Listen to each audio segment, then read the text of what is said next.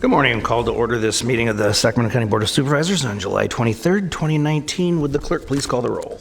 Yes, Supervisor Cernan. Here. Peters. Here. Frost. Here. Natoli. Here. Kennedy. Here. Then you have a quorum. This meeting of the Sacramento County Board of Supervisors is cablecast live on Metro Cable 14, the local government affairs channel, on the Comcast, Consolidated Communications, and AT&T Uverse cable systems. The meeting is closed caption and is webcast at sacmetrocable.tv. Today's meeting will be repeated Friday, July 26th at 6 p.m. on Channel 14. This meeting is also broadcast live on KUBU Radio on 96.5 FM.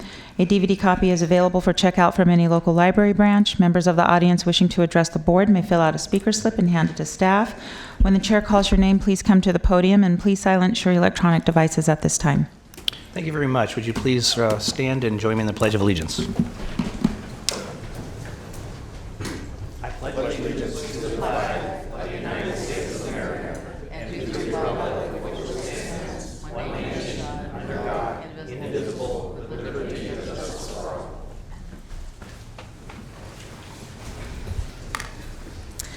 Okay, for your consent matters, items 1 through 42, the only note that I have is that you are adopting an ordinance.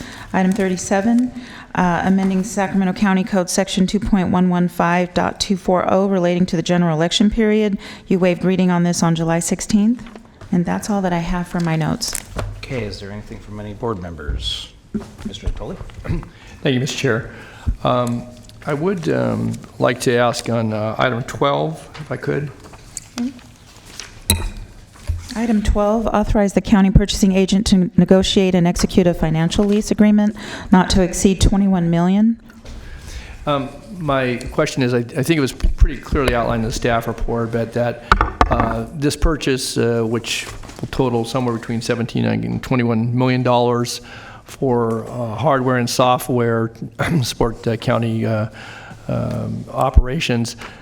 The first year, apparently the savings is going to be applied to the cost allocation package, which then goes out to all the various departments. What is the plan for year 2 and beyond, though? Because this is a 6-year lease, and obviously still those costs got to be covered at some point in time. So I see David is behind Mr. Gill there. So Dave, maybe you could just offer some. Yes, Supervisor. David Villanueva. All the savings through all the fiscal years will be applied to the allocated cost plan to reduce the costs and therefore create savings for the departments. But what will be the cost that will be allocated or spread, though? I mean, it's only an offset. $2 million against $21 million is 10%, and that's good. I mean, obviously, this is an opportunity to realize some savings with a vendor that apparently we've worked with, but and continues to provide the support for our software and hardware needs. But we're still going to have to allocate then $18 million, somewhere between $15 and $18 million to county departments that has budget impacts. So what happens with that, as you know, is that we will determine what the cost increase will be after all the, if there's any rebates, and then we put the cost allocation package out for departments with the new rates in there. And they go out in December, January time frame for them to put in their budget, and then the budgets come back to the budget office in March time frame. Okay. But, Mr. Gale, what that does, though, it means that over the course of the next 6 years that we're going to take on, I assume those are ongoing costs, they're not just one-time costs, so that gets additive to all the other things that need to be absorbed before you do anything as it relates to allocating them for personnel and for program support. Basically, this is all internal to the operation, very critical. I get that. So every fall, what we do is we look at what kind of cost is coming into our internal departments. What are the costs that we want the departments to absorb, realizing the overall financial picture of the county, and what are the costs that we are going to push forward. So that's the dialogue we have every year, and then we send out the instructions based on that. So if there's personnel costs, contract costs, some of them we do make the departments absorb within their budget. Some we pass through after having conversations with the operating departments and the internal service departments. So are all departments covered under this? Because we, for some time, we had some of the departments, I think sheriff and district attorney at different junctures may have had their own separate contracts for some of these services. No? Is everybody? The district attorney and the sheriff's department do have their own networks, but this also covers phone services, and they do use the county's phone system. Okay, and so the cost allocation will go to those departments as well? So For the they're not phone? exempt for it? Yeah, for the phone piece, yes. Okay, because the reason I asked that question is that then the spread becomes, those are general fund supported departments that have fairly significant budgets, particularly the sheriff's department, obviously significant needs as well. And if in fact the cost allocation package then doesn't get spread to those two, then it means smaller departments and mid-sized departments will bear the, bear No, the brunt. they participate in this, as do enterprise, general fund, special revenue. Everybody in the county participates in this. Okay, if I could just, Mr. Chair, then, so I would just, it would be, I think, helpful, certainly for this board member, if, as you come into budget next year, I know the first year costs are going to be covered by the offset here, but as to what this, what this particular contract, tie that back so we can see how that factors into what the overall cost allocation package will be for upcoming years for these departments. So if you could just flag that and let us know how this kind of factors in, because we already pay for some of this, right? There's already some of these costs, and so what that difference is, it would be, I think, of important note, at least in my view, to have what that difference would be because of this contract. So, Yes. okay. And then if I could, that's all I had on item 12. Was on item 17. I'd like to offer a couple comments. Okay, item 17, authority to execute a retroactive 20-year facility lease agreement with Turning Point Community Programs. And I had a chance to talk with Mr. Gill, and I know he's talked with Mr. Wagstaff on this, and I think the staff report, again, delineates the approach here.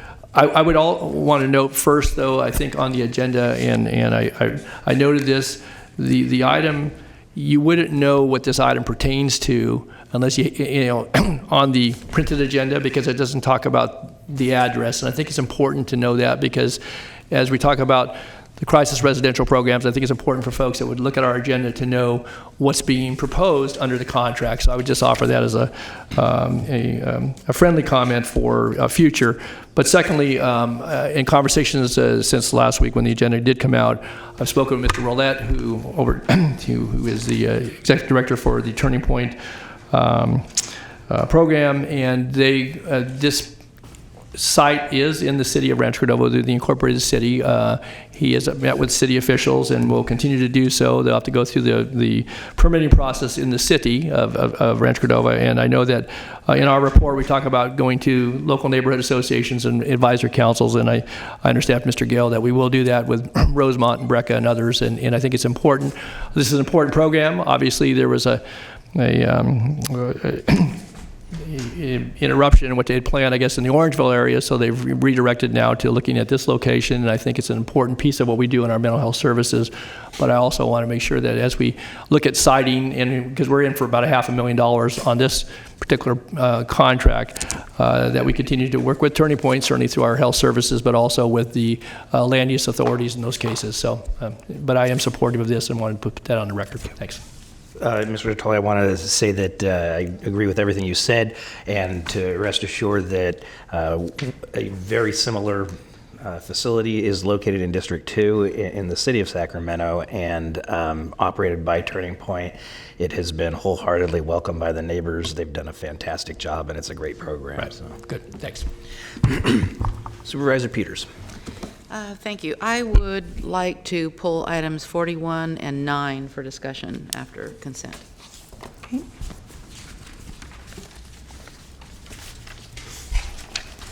We'll hold 41 and item 9. I don't know if anybody else has any questions or not. Okay.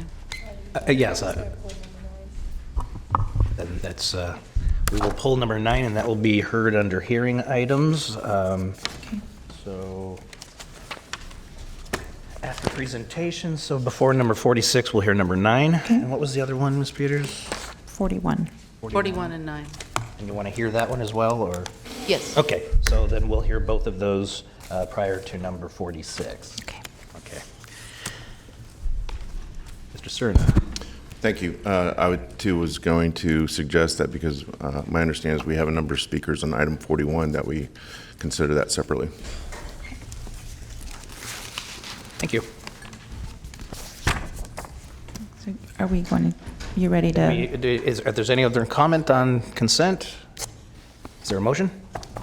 So moved. We have a motion and a second. Please vote. Unanimous vote. And let the record reflect that we're holding items 41 and 9. Thank you. Next item. Okay. Item 43 is a presentation of resolution recognizing Thor Ludi upon the occasion of his retirement after 30 years of service with Sacramento. Mr. Natoli? Do we have the resolution? Yes, it's right down Oh, there. is it? Okay. Otherwise,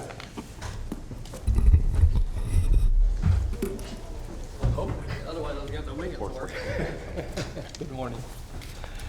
Well, as noted, Mr. Ludi has been a longtime county employee, someone that I've certainly had the pleasure of working with and knowing for many, many years. In fact, I think the first time we really engaged was when we were doing the, now it's just people accept it was always there, but the Zinfandel interchange at US 50. Is that right?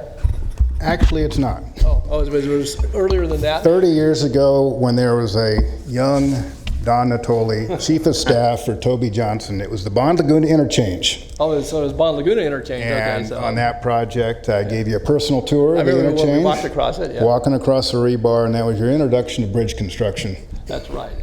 And I trusted everything he said, and he's done a good job in overseeing projects, as you can see, both in the southern and eastern, but all throughout this county. I know on many, many construction projects, certainly at the airport and on highways and byways throughout the county.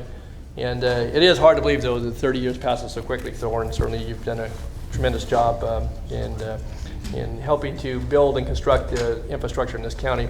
So I'm going to just take a moment, though, for those that don't know, and maybe just run through the resolution. Hey, Don, could you stand in front of the microphone? Oh, okay. Yeah, okay. Thank you. I can.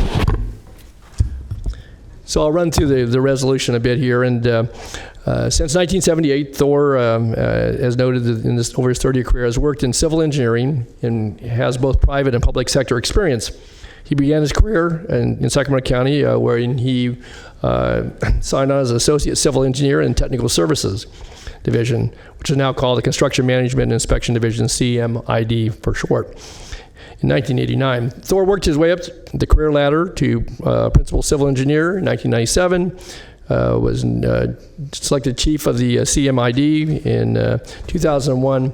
And between the 2004 and 2012, he was given the added responsibilities of managing the county's building department as well. Thor certainly throughout his career has been and takes great pride in being involved in several large capital improvement programs, as I noted a moment ago, and as he did too in his tenure, including bridge construction projects in the 1990s. And here's the Bond Laguna, the Hazel Avenue Highway 50 and Zinfandel Highway 50 interchanges, and Sunrise Boulevard over the American River. And for those that travel those locations on a regular basis, you just assume now that those, as I said, interchanges existed, and they were always of the same construction footprint and so forth, and that's not the case. Those were very small, if they existed at all. In Fenwick, Bond, and Laguna, there was no overcrossing of the freeway prior to that construction. And he also was a part of the Lower Northwest Interceptor Program, the Big Build and Echo Water projects, all of which certainly are invisible to the human eye, but involved many hundreds of millions of dollars in construction, many years of construction planning and oversight, and again, served this community in a big way with water quality conveyance, as well as obviously the treatment of our water at the sanitation district plant. In addition to his county responsibilities, Thor served as director in the Northern California chapter of the Construction Management Association and also the County Building Officials Association of California. He's a member of several engineering groups, and I don't know, I guess you could be emeritus now once you retire, but the American Public Works Association and American Society of Civil Engineering. Before he came to the county, he had received his Bachelor of Science degree from the University of California, Davis, so he's a UCD grad. Go Aggies, right? Okay. I think it's important here, and this is in bold letters, because I think it really exemplifies what I think it means to come to work every day. And it says Thor's hard work, his attention to detail, and all the positions that he's served in really have, I think, combined to earn him the respect of his peers, associates, contractors, folks throughout the community. And he is known for being a man of certainly of high integrity, for his honesty, and for his straightforward approach to making decisions. Ones that's oftentimes may be unpopular, but making the right decisions at the right time. He, in addition to all of that in his work life, his career, he's a father of 2 children, Jacqueline and her husband Steve, and another daughter, Erica, and her husband Brian. He's a proud grandfather, Mason, Wesley, Easton, Kennedy, and Beckett. And his wife, Joyce, who retired in 2017, now Thor will join her in retirement, and they plan on enjoying outdoor activities, traveling, obviously spending time with family, and enjoying the golden years. And so with that being said, Thor, it's my pleasure on behalf of this board, behalf of the County of Sacramento, your peers, but certainly of a grateful community, to recognize your service, your public service, and commend you for all your good work, and offer you best wishes for many blessings in the years to come after 30 years of service for Sacramento County. Passed and adopted this day, signed by all members of the board, presented with a lot of congratulations to you. Thanks, Thor. Yeah, just a couple of things I'd like to say. It's been an amazing run. 30 years has gone by very, very quickly, and I've had an opportunity to work for and with an amazing group of people, and I thank you for my 30 years. I do have in the audience, my wife is here, Joyce, and I have a few of my managers and supervisors from CMID are sitting up here. And again, thank you very much. It's been a wonderful ride.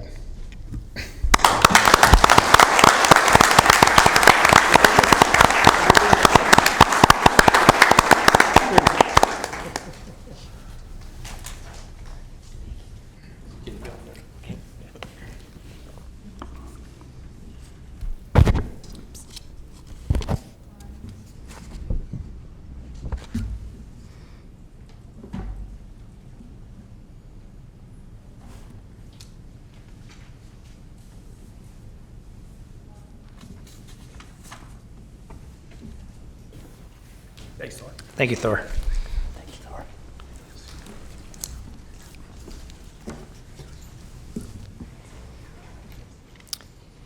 Next item. Okay, item 44 is the presentation of resolution proclaiming the week of July 21st through the 27th, 2019 as Probation Supervision Week in Sacramento County.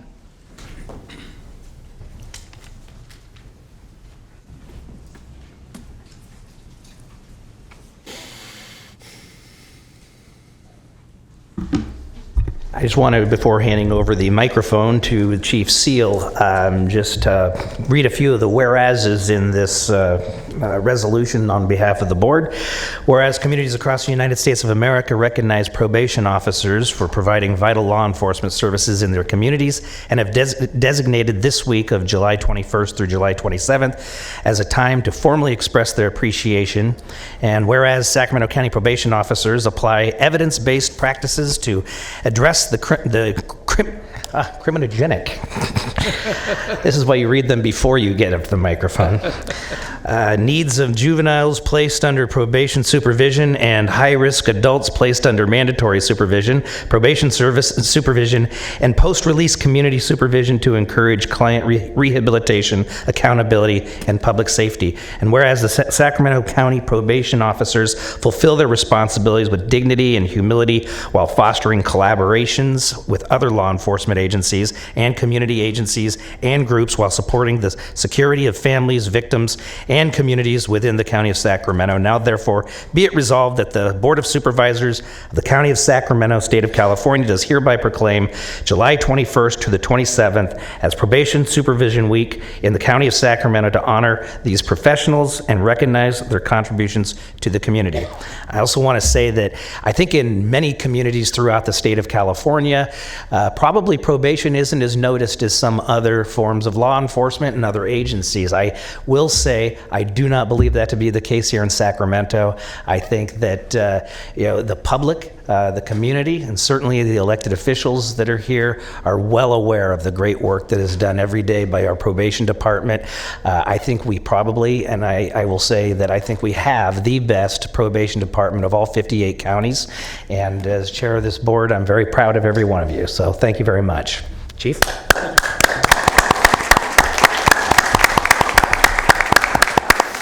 Well, I'd like to thank Chair Kennedy for those very kind words and all the support from each and every member of the Board of Supervisors, our County Executive's Office, and really the entirety of the county. This is a week to recognize the good work of the women and men in probation departments throughout the nation, and certainly we feel just tremendous support from all of you. I do want to take just a second to introduce the people, because I think, we could talk about the work we could do, we're doing every day in the courtrooms and out in the community, working with our treatment providers inside our facility.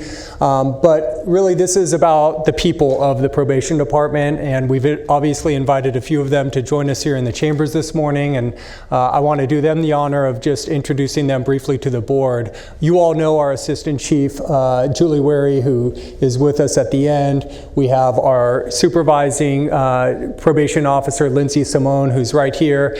And then officers Galaviz, Steele, Hasty, Tovar, Mize, and Munoz. Did I forget anyone? I think I got them all. Just a few of the excellent officers who I have the privilege of working alongside every single day. They're doing really important work to help get our clients on track in support of our mission, which is to support positive change. We see a lot of struggle out there. We do see the occasional failures. That's part and parcel of the work, but we also have the benefit of seeing young people and adults, women, men, all kinds of folks in this community turning their lives around, and we're happy to be a part of it. So I want to thank all of you for your support.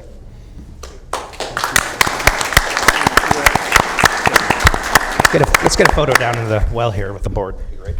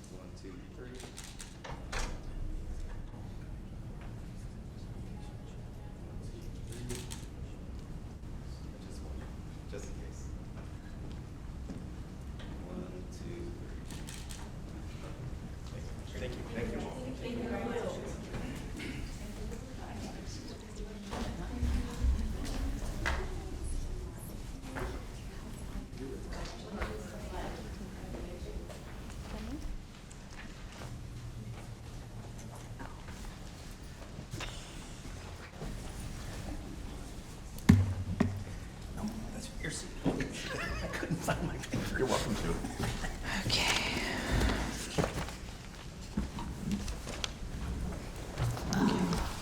Next item. Item 45, presentation of the 30th Certificate of Achievement for Excellence in Financial Reporting for the Comprehensive Annual Financial Report for the fiscal year ended June 30th, 2018 to the Department of Finance, County of Sacramento by the Government Finance Officers Association. Thank you, Madam Clerk. The Government Finance Officers Association established the Certificate of Achievement for Excellence in Financial Reporting program in 1945 to encourage and assist state and local governments to go beyond the minimum requirements of generally accepted accounting principles to prepare comprehensive annual financial reports that evidence the spirit of transparency and full disclosure, and then to recognize individual governments that succeed in achieving that goal. This is the 30th consecutive Certificate of Achievement for Excellence in Financial Reporting Award the Department of Finance has received from the Government Finance Officer Association for the county's comprehensive annual financial report. And I thought that that was worthy of certainly taking time to commend the great work that's being done in our departments. And with that, I'll pass over to Ben Lemaire. Thank you, Chair Kennedy, and thank you, board members.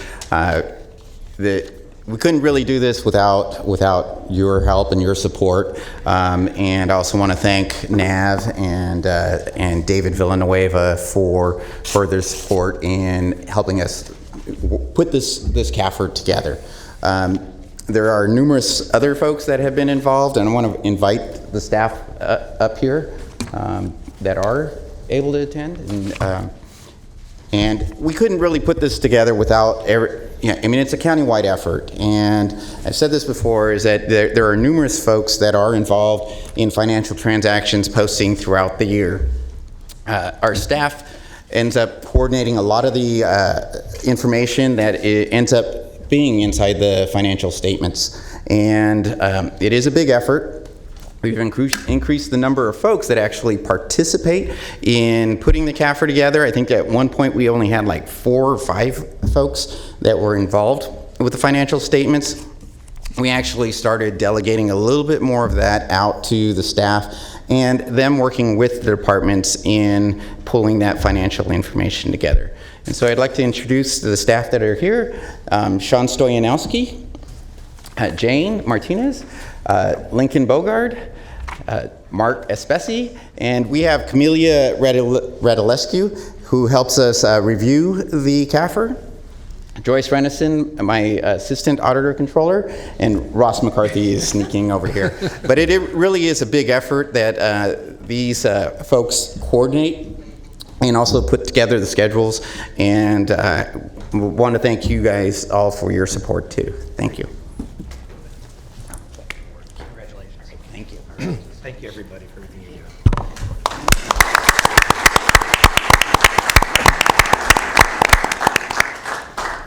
Mr. Chair, I would just say 30 years of an unbroken string, that's pretty impressive. That's as long as Thor Ludi worked for the county, so congratulations, Ben, you and your staff.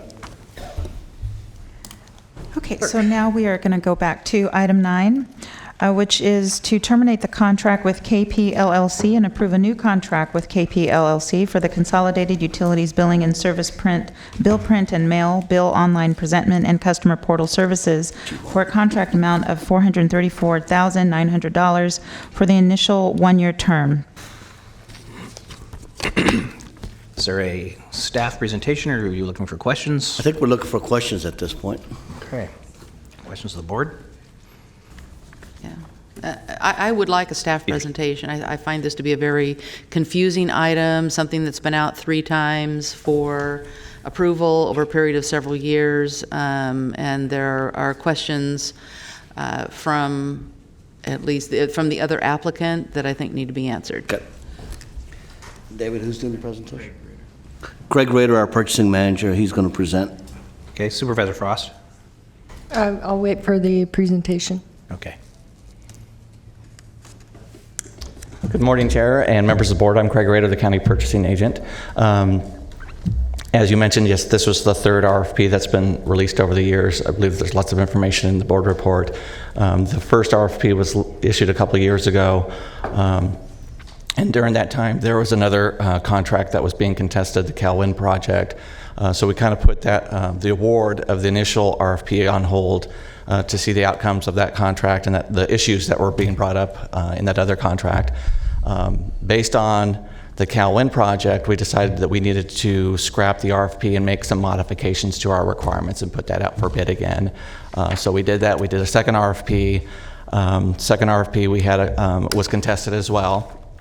And during the process of reviewing the protest and going through our due diligence, I believe the county executive's office did a review of the RFP process and looking to see if there was any biases in the scoring, et cetera, anything that was kind of out of whack. At the end of their review, it was determined that everything was in accordance to our policies, procedures, and regulations. However, because of the time span that had elapsed between the date that the bids were due and the end of the review, we felt that too much time had elapsed, and so we issued the 3rd RFP. So this, the contract being presented this morning is the results of the 3rd RFP. There were 2 protest letters that were received, part of the board package. Did respond to that, and I believe a 3rd letter was sent to the board on Friday. One thing I do want to mention is one of the items that was brought up in the protest was the security issues that occurred with the current incumbent vendor. Very recently, within the past couple of weeks, I know the County Council, in collaboration with the Department of Technology, has released new standards, new contracting standards when we contract out for services that are cloud-based. That language obviously is brand new. It was not in the RFP. It was not in the contract that was part of the RFP package. That's on the board agenda this morning. However, with that being said, we are working with the vendor KP to incorporate the new language into the contract. Supervisor Natoli. Yeah, Craig, if I could, again, you noted the correspondence we received, and obviously other members of the board may have questions, but I wanted to just draw attention to at least one of the items has been raised, and it's consideration whenever we go out to contract, and that is the valuation, both the value received for services rendered, but also then the cost associated with that. And as you've seen the correspondence, obviously your staff report noted that, at least in brief, as it related to the assignment of points through the RFP process for the differences in cost for providing the same service. In the letter correspondence we received on Friday, they went into quite a bit of detail on that particular point. So maybe if you could take a moment, because as I understand it, over the term of this contract, assuming the extensions were put in place, it would equate to about potentially $1 million more for what was put forth relative to the proposal for mailing out on the cycles and so forth. So take a moment if you could, because again, how that gets assigned in the scoring and any other comments you may have in relationship to that, because that, there's a lot of things, moving parts here, but that is an important piece, I believe. Yes. So this was an RFP, a request for proposal, and the awards are based on what we consider best value. And that's in contrast to a request for bid, where the award is made to the lowest responsible bidder. When we do a best value bid, we look at many factors on determining what's best value and what things are important to the county and how we're going to make the award. Pricing is part of that, part of the factor. Financials, obviously the vendor's ability to provide the products or services, but there's a wide variety of items that we look at. I think there were several hundred items that we looked at and scored, and everything's scored and weighted by the evaluation team, which are made up of experts from several departments. Obviously the using department, DTEC was involved as well, but it's a scoring matrix, and we look at various things. In the end, when we do an RFP, it's based on the vendor that receives the highest number of points, not the vendor that not the vendor with the lowest cost solution. Now, it may end up being the vendor with the lowest cost solution. It may end up being the vendor with the highest cost solution. But generally, it usually ends up being somebody kind of in between. And in this instance, the award is made not to the highest, not to the lowest, but somebody kind of in the middle. The specifics of all the requirements are basically scored again by the subject matter experts, the folks from DTEC and Cubs that know the details. And I know one of the items that was brought up in the protest was subjectivity. In an RFP, because we're looking at so many things, we try to make, purchasing works with the departments, we try to make it as objective as possible, but that's not always the case with an RFP. There's gray areas, and that's why the team of experts that are doing the scoring are the subject matter experts. Those are ones that have the knowledge, can make those decisions on scoring the vendors appropriately. Craig, when you do obviously this goes back to the time that the RFP is, the construct is put together, and then the weighting is, I guess, determined, so folks know either in a proposer's workshop and or what that will look like.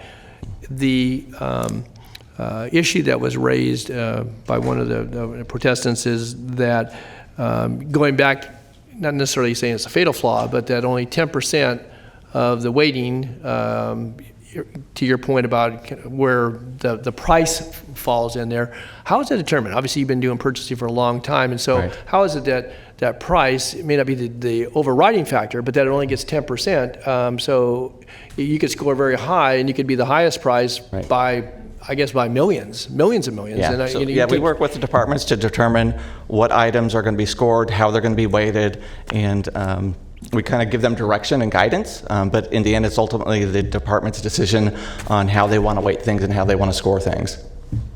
So is that typical that the price for providing the service is given, basically 10%? Or can that fluctuate? I mean, again, I know this is an RFP, so I understand that. Yeah, I want to say it's typical, but it's not uncommon. We've actually, I know in the past, had one RFP, I believe it was for the Sheriff's Department, where pricing wasn't even one of the factors. They threw pricing out, and they really wanted the best solution. Now, being that said, it's the solution that we choose also has to be within the department's budget. So maybe just talk to turn to Mr. Gill or to Mr. Villanueva. So obviously this received scrutiny because of the times that we had gone through this being the third time. Did you take into consideration the pricing, as a part of the evaluation back before anybody submitted anything, that 10% was the appropriate number for scoring?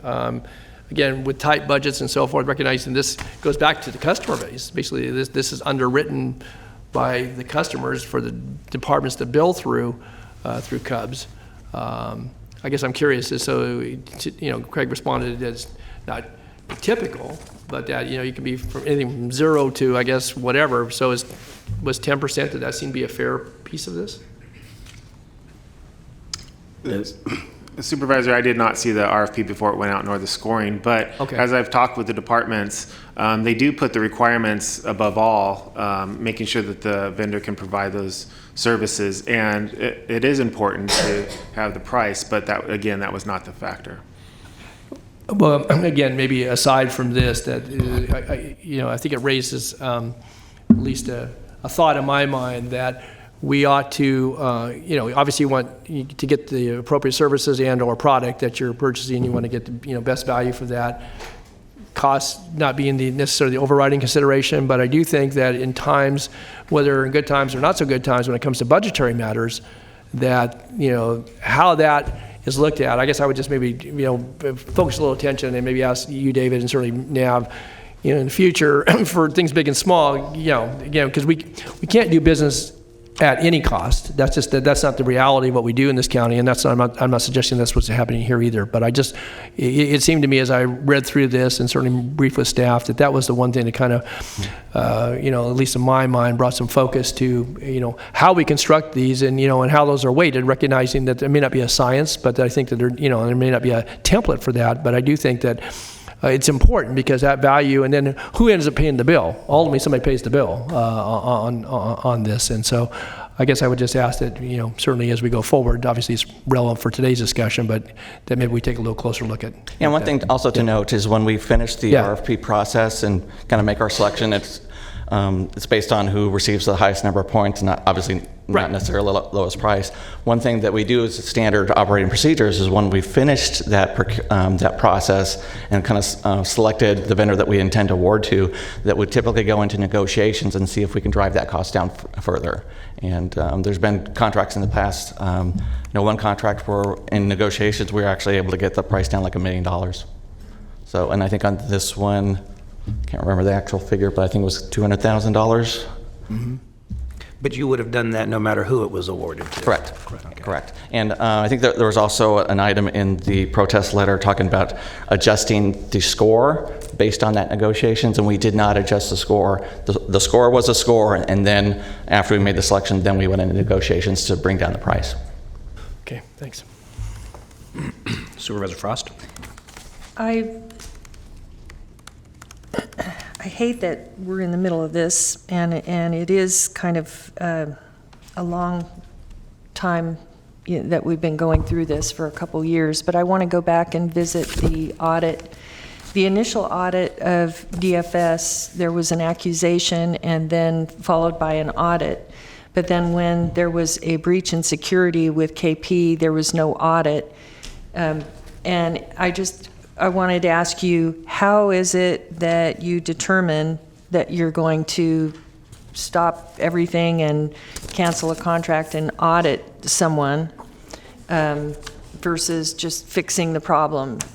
What was it that was so wrong that we had to cancel the contract? You're referring to the Calwin audit, correct? I'm talking about the original audit, because it seems like DFS ended up losing their contract because they were accused of something, and then when it was audited, it came out a clean audit, and at that point they didn't get their contract back. It went out for another RFP.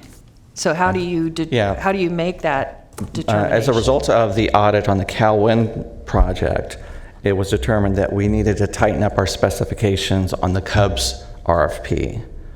So that's why the original contract was rebid. We needed to look at some of our technical requirements that were issues that were brought up in the Calwin project and make sure that we addressed those and didn't have those same types of issues in the Cubs contract. The Calwin audit was going on fall of 2016. So what Craig's referring to, once those findings came in, we had a conversation with the board in December 16, how to award. Once we saw that there were some areas that we needed to relook, Craig and his team relooked at the RFP process, and that's when they rebid that item for the Calwin component. But if I may follow on that. Yeah. But you, not you, but staff, looked at the RFP process, you changed some things, tightened it up. However, you didn't address security until just recently. I mean, Well, I guess you could have done more tightening. We could, exactly. You're right, Exactly. absolutely. Okay. Yes. Sorry, Supervisor Frost. No, that's okay. I guess my other question, to go back to the audit, it kind of seems like that's where we have this issue that has arisen, and we can't seem to find a common ground, because there's one company that feels like they were discriminated against or treated differently than the other company.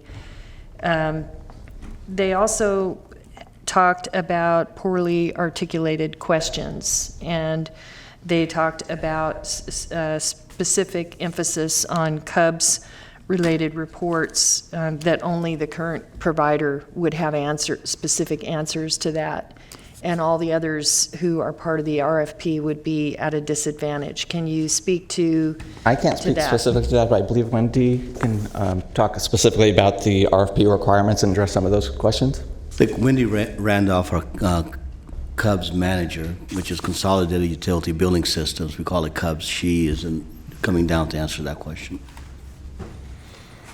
Good morning, Wendy Randolph. In specifics to the reports, the requirements were, we wanted to see what reports you have today and how that met with what we wanted. We did have some other vendors that provided information on what reports they have today, and also showed us some reports that they could provide based on our requirements, not necessarily that they had. So there were people who were part of responding to the RFP that could respond to that question, and it wasn't specifically, there wasn't a discrimination. You're saying that was something anyone could have answered. Correct. If they had that expertise. Right, and there was also some new reports that were not currently being provided, and KP was able to mock up some reports for what we wanted for that. So it wasn't necessarily everything that we have today. It was also some new items that we wanted. And there were, lastly, there were some concerns about the fact that KP was able to go back and change their response or adjust their response in one case. I can't remember. There were so many.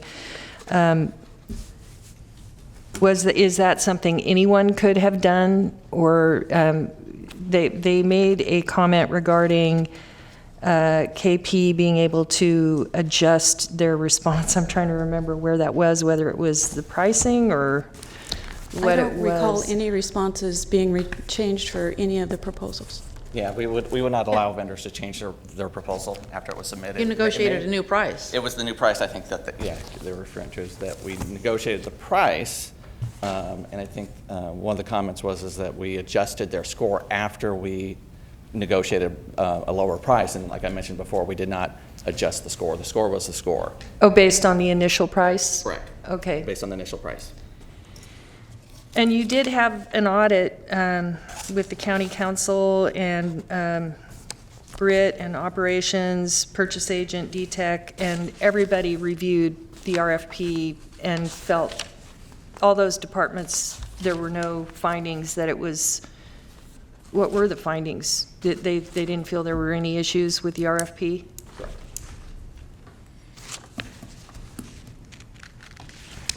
Okay, that's all for now. I'm going to follow up on one of the questions just to be very clear, and that's in the question about providing reports.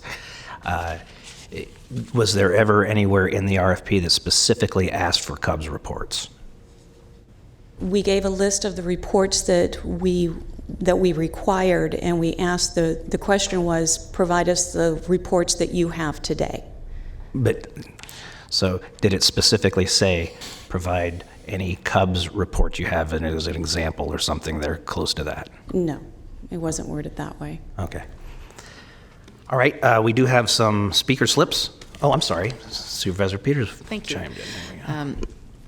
Last and latest. So, I have a couple of questions. The KP was involved in a serious security breach on an earlier version, and how can this be taken into account when you're putting out a new RFP? Why can the behavior or the actions, and why wouldn't it be taken into account?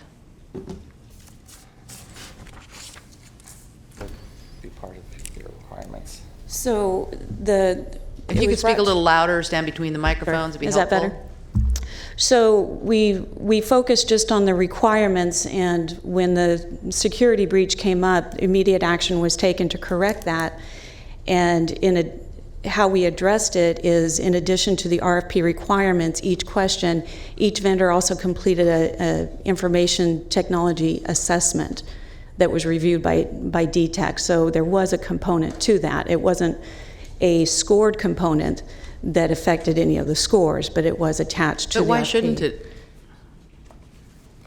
It most certainly, well, I think you can look at it that anybody has a propensity to have some sort of a breach, and it's more how they react to the breach. And as soon as this was brought to KP's attention, they immediately corrected the issue. What was their reason for having the breach? I don't believe that I can answer that question, Joe.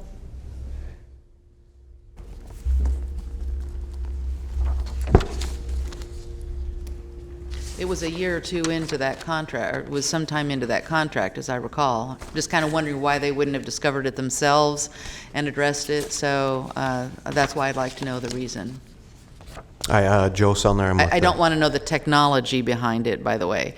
I just want to know.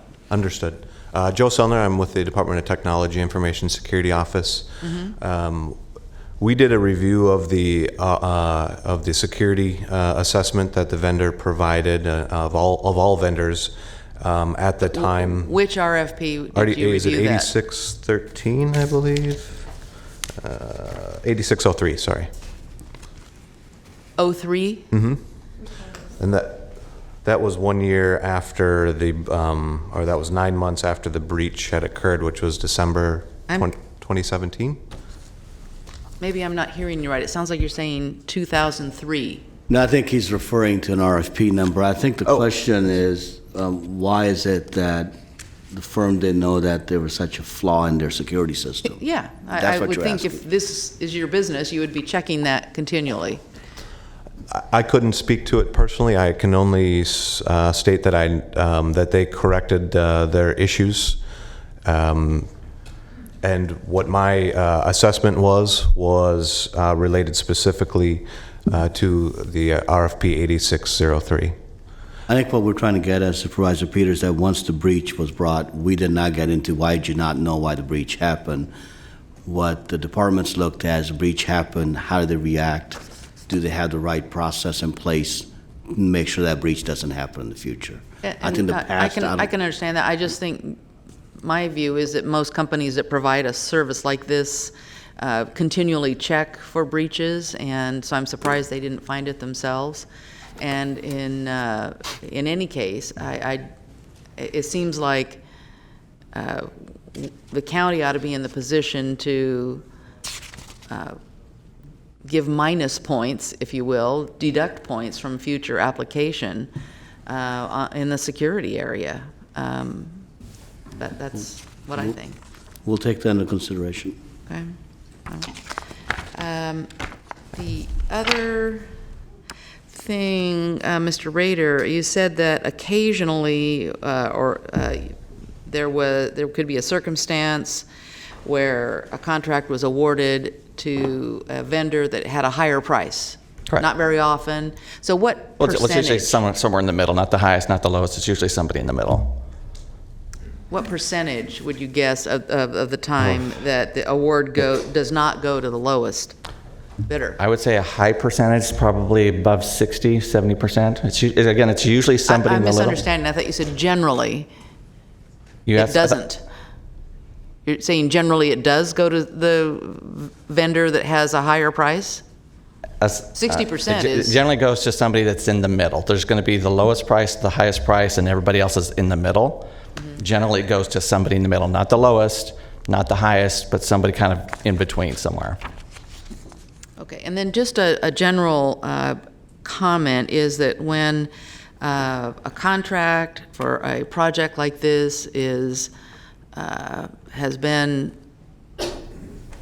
difficult, 3 times coming before the board, I think that the staff report needs to reflect a better review of what happened in the previous bids.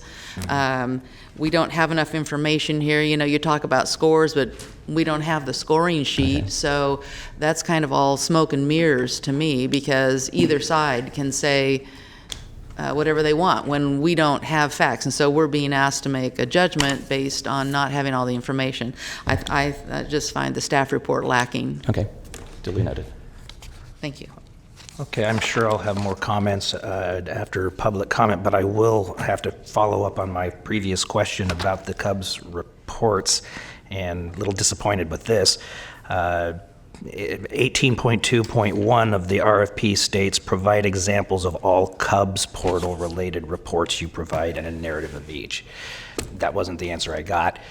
Beyond that, I think that shows an inherent bias when you have one contractor that's doing it. But I'll have more to say, Mr. Natoli. Yeah, I just wanted to note that the scoring sheet is attached. It's behind the resolution. Yeah.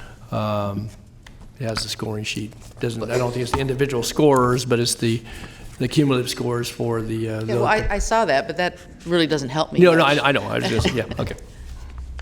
Okay, thank you. We will go to public comment. Sherry Lambert.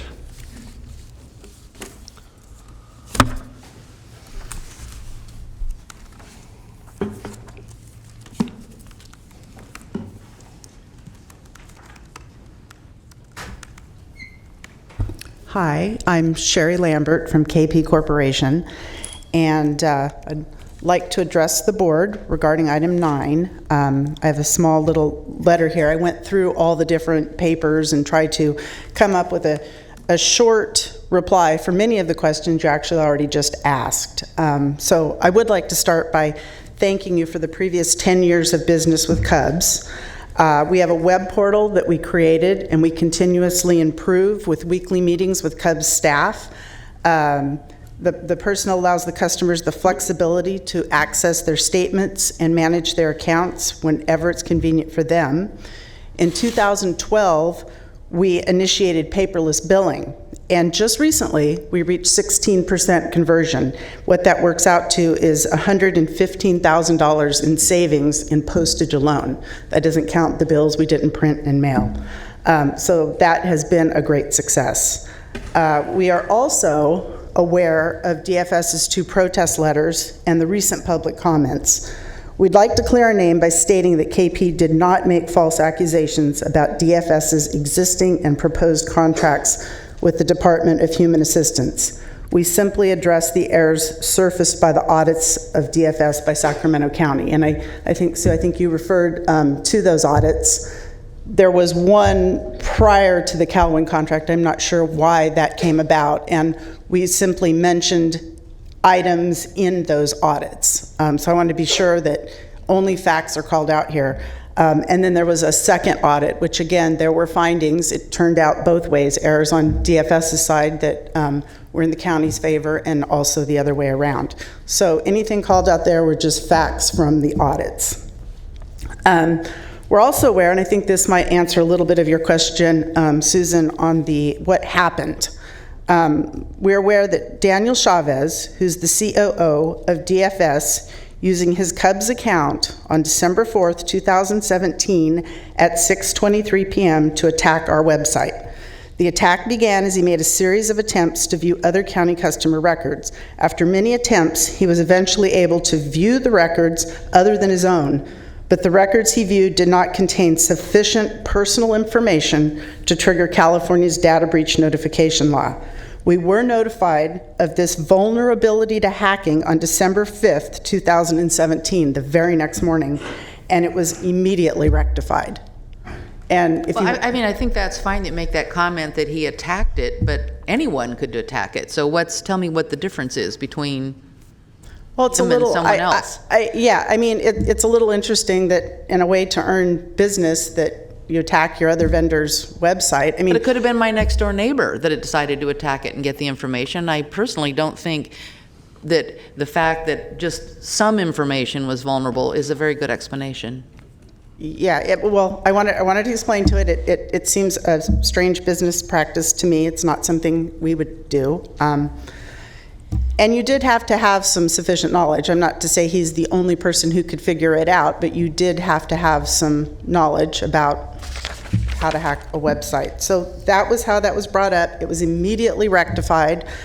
And then the next item is... Are there any other questions of the board? Yeah, if you want to ask me wrap up. If there's no more questions of the board, if you could wrap up, that'd be great. I shall do that quickly.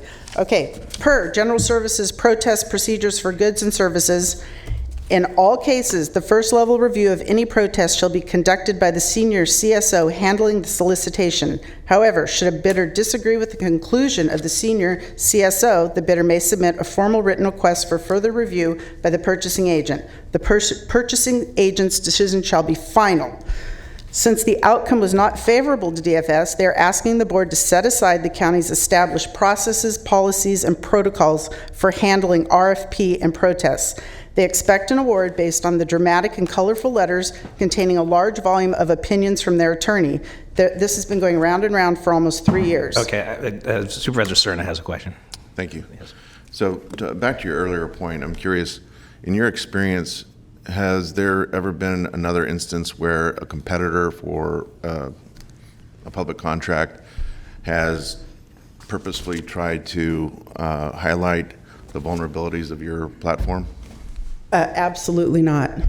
So you'd say that's a pretty unique experience? It was very unique, and someone even had made the comment it would be if you were in the security business and you went to go rob a bank to show them that they needed better security. I mean, it's an unusual thing to do, if not unethical.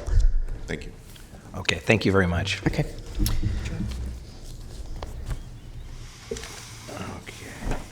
Joseph Selner. Supervisor, that's our staff. I'm not sure that. Oh, okay. He doesn't have anything else to add. Got it. Don't come to many meetings, Mr. Selner, I take it. Greg Thatch.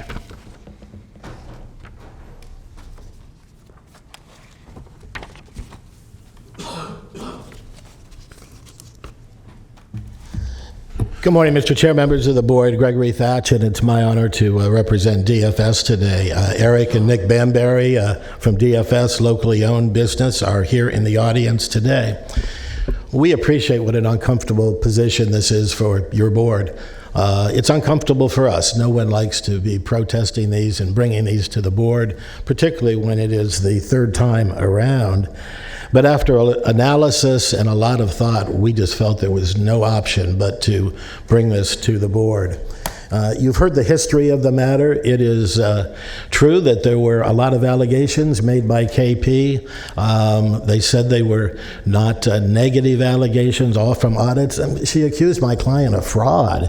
That's what happened back then, and that's what triggered an audit. And our client was informed that because of all of the delay that was entailed with the audit, that the RFP was canceled and they would not get the award. The second RFP that went out, we felt was also flawed, a point system and numbers of dollars that made no sense and skewed it because it did not include money that was going to be paid to KP as part of the evaluation. Management did pull that one. We are now on the third one. Mr. Natoli, you asked some extensive questions about price. The price differential over the 7-year contract is about $1 million. Staff indicated that it's not the most important item. Clearly, they didn't think it was the most important here. They only gave 10% weight to it. I will tell you that nobody responding knew what the weight factors were. Those weight factors were determined after the proposals were submitted. I submit to you that $1 million over the life of a contract, about $3,500,000 versus $2,500,000, is a big number. And with great cost savings to the county. The security breach, this has really been, I think, mislabeled badly. Our client was preparing a proposal in response to the RFP. They went to the website to determine how it functioned so that they could respond. They went to the customer portal and found out that they could log in without any login password. They could simply log in. For me, for you, for anybody. And that is what they did using employees to test it out and found out the information was readily available.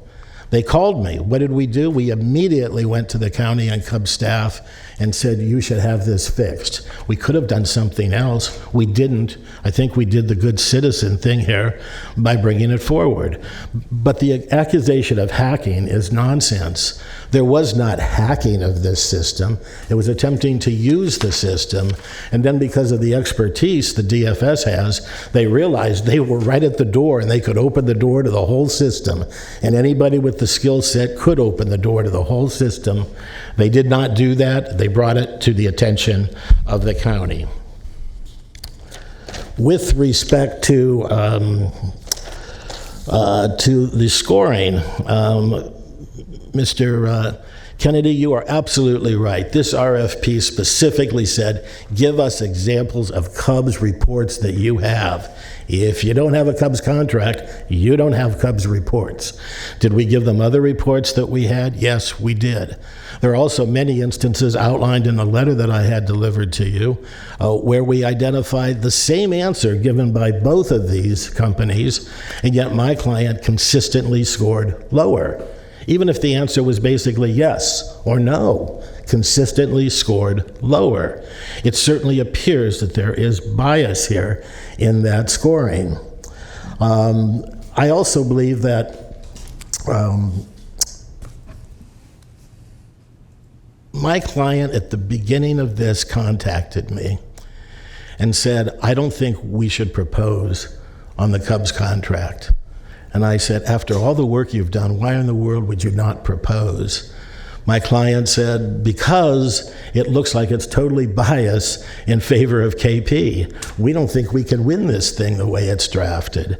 I encouraged them to propose anyway, but I simply wanted to highlight the fact that this information is not new. It was a bias that was built into the process.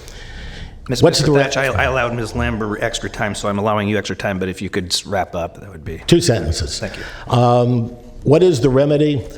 We believe that the remedy here is to exercise the authority that your board has and to award the contract to DFS. Thank you. Thank you. Any questions? Questions? Mr. Natoli. Yeah, not so much of Greg, but while he's there at the podium, I'm going to ask County Counsel, Lisa, have you reviewed this? Obviously, you're new in your current role, but I know a quick study, and you've seen the correspondence, obviously. Heard the information this morning, and I know your office reviews RFPs before they go out, but in light of what's been presented here this morning, is there anything you would offer in addition to obviously what's before us? Right. Well, fortunately, the attorney who is handling this matter for our office, Stephanie Percival, has retired, so she's not available to talk with it, but I was her supervisor and was up to date throughout the process. She consulted with me several times. We didn't see anything in the RFP process or any of the other information that would require or not allow the county to award this contract to KP. Nothing here today has changed our opinion of that. And there's been a lot of allegations back and forth from both sides. After further investigation throughout the process, I think there's a little bit of hyperbole on both sides as well about what actually happened and the way that the county responded to it. But we found nothing that the county has done to favor one party or the other, and I think it's an appropriate award today. Okay, thanks. That's all. Any other questions? Mr. Thatch? Thank you. Thank you. Thanks. Okay, I have no other cards, so we'll bring it back to the board. Is there discussion? I'll throw out a few things. I guess one of them, and I'm glad Supervisor Natoli went into it because you asked exactly the question I was going to ask, and that's, considering our budget, it's shocking that if it's not a very, very unique service that is very difficult to perform on, that we only consider cost 10% of a RFP response. I mean, we're laying off, or not laying off, scratch that, but we're cutting positions in every department, including CPS significantly, and we're not looking at $1 million as more than 10%. That is something that going forward with RFPs, I hope that we will address and fix. I was disappointed with the answer I got on the Cubs reports because it's right there in the RFP. Didn't take me long to find that. I guess the fact that the security issue wasn't in the RFP, okay, I guess where I'm also disappointed is the meeting that I had with staff to discuss this, and the security issue was really kind of just set aside as, oh, that's not a concern. With everything that's going on in corporate America and all of the and we just had the hack by into the credit checking agency. It happens, all the time with major retailers. We see it happening. I'm very concerned that it's not a higher priority for us as a county to protect our employees' information as well as our customers and residents. I don't know what the board's inclination is. I will say that whether or not this is legal is one thing, but whether or not it passes the smell test is another, and to me it does not. Mr. Natoli. Yeah, thank you, Mr. Chair. Just going back to the point, I know I spoke to it earlier, but I do think that this calls attention to something that, again, maybe is more at the departmental level.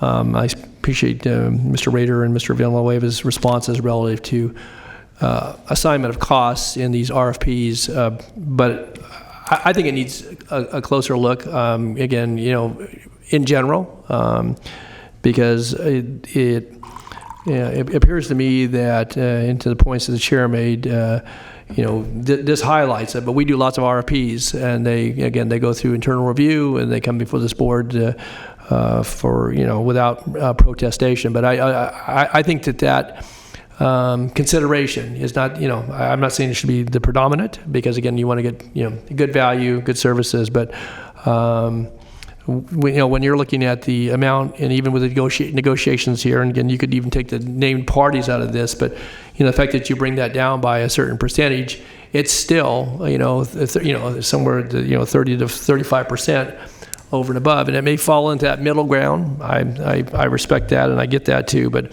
and understanding the distinctions between obviously bids and requests for proposals, certainly the ability to negotiate. But I guess the message I want to send, at least on that particular point, is that I think that this warrants further discussion. And whether again we're in good budget times or not so good budget times, and I'm not, it's not a driver behind my decision today, but I do think that it's a very important factor. I guess I would just sum up, I've asked the questions that were on my mind. I've certainly had a chance to review the information and know that this has been, a back and forth now for the better part of approaching 3 years. I think you have two very capable companies, or others in the business as well, that at least, again, we saw on the scoring sheet that proposed from amongst the pool of folks that are out there. And, you know, there are points I think that can be argued on either side of this, but I'm prepared to support the staff report and the staff recommendation. But I do think that the points made by my colleagues relative to even the background, that was a bit lacking for those of us that, you know, certainly, you know, sit on this board for a period of years. We have some recall of that, but I think it's important. This probably won't be the last time. Certainly, these two firms that are, again, as I said, very capable and you know, do business with the county. That we, you know, we'll probably see, you know, these folks at a future date as well. But I think all things considered, I'm prepared to support the staff recommendation. But I do think that the cost allocation piece it needs to be looked at in a much broader context. And I would ask Mr. Gill and Mr. Villanueva at some future juncture to be back to this board, talk about how we do that, because it may seem like we're getting into a lot of detail, but we're the ones that ultimately have to approve budgets and make decisions about positions that are, you know, filled or not, and the services provided to people in this county. And I think as we see belt tightening occur, to me, it's a very relevant point. Thanks. Thank you. Any other board members? Yes, Yeah, Ms. Peters. thank you. I would just reiterate my earlier comments about the process, and you know, I've been on the board long enough that I think I've said something about the process. This would be the third time on the same contract, maybe slightly different reasons each time. But as a county employee myself, I'm not proud of this process, and I will not be supporting the staff recommendation. Any others? Ms. Frost? I think Supervisor Kennedy articulated well the concern relating to the finances and the discrepancy in the amount of money that we're going to spend. And I'm not as experienced with these RFPs, but it seems like it shouldn't have to come to this. It seems like there should be a process that's that everyone feels is fair. And although I don't want to be in the position to have to make this decision to support or not support staff's recommendation, I think this does warrant either some additional work or going back and redoing it one more time, or ensuring that this RFP is fair and equitable and the best thing for the county. So at this time, I'm not prepared to support staff's recommendation, and I'm hoping that we can, I think both of the companies are good, you know, probably really good companies, and it's good that we have both of them. But I don't like the idea that we're moving forward under the circumstances of those two concerns that I have, the finances and, you know, just the whole process and how it's perceived. So I'd like to see us go back and do a little bit more work on it. Okay, and I will say that I agree that this is not a reflection on one company or another. This, to me, is just a discussion that we're having on the process that I think was not done as clearly and cleanly as it could have been done. Is there a motion from the board?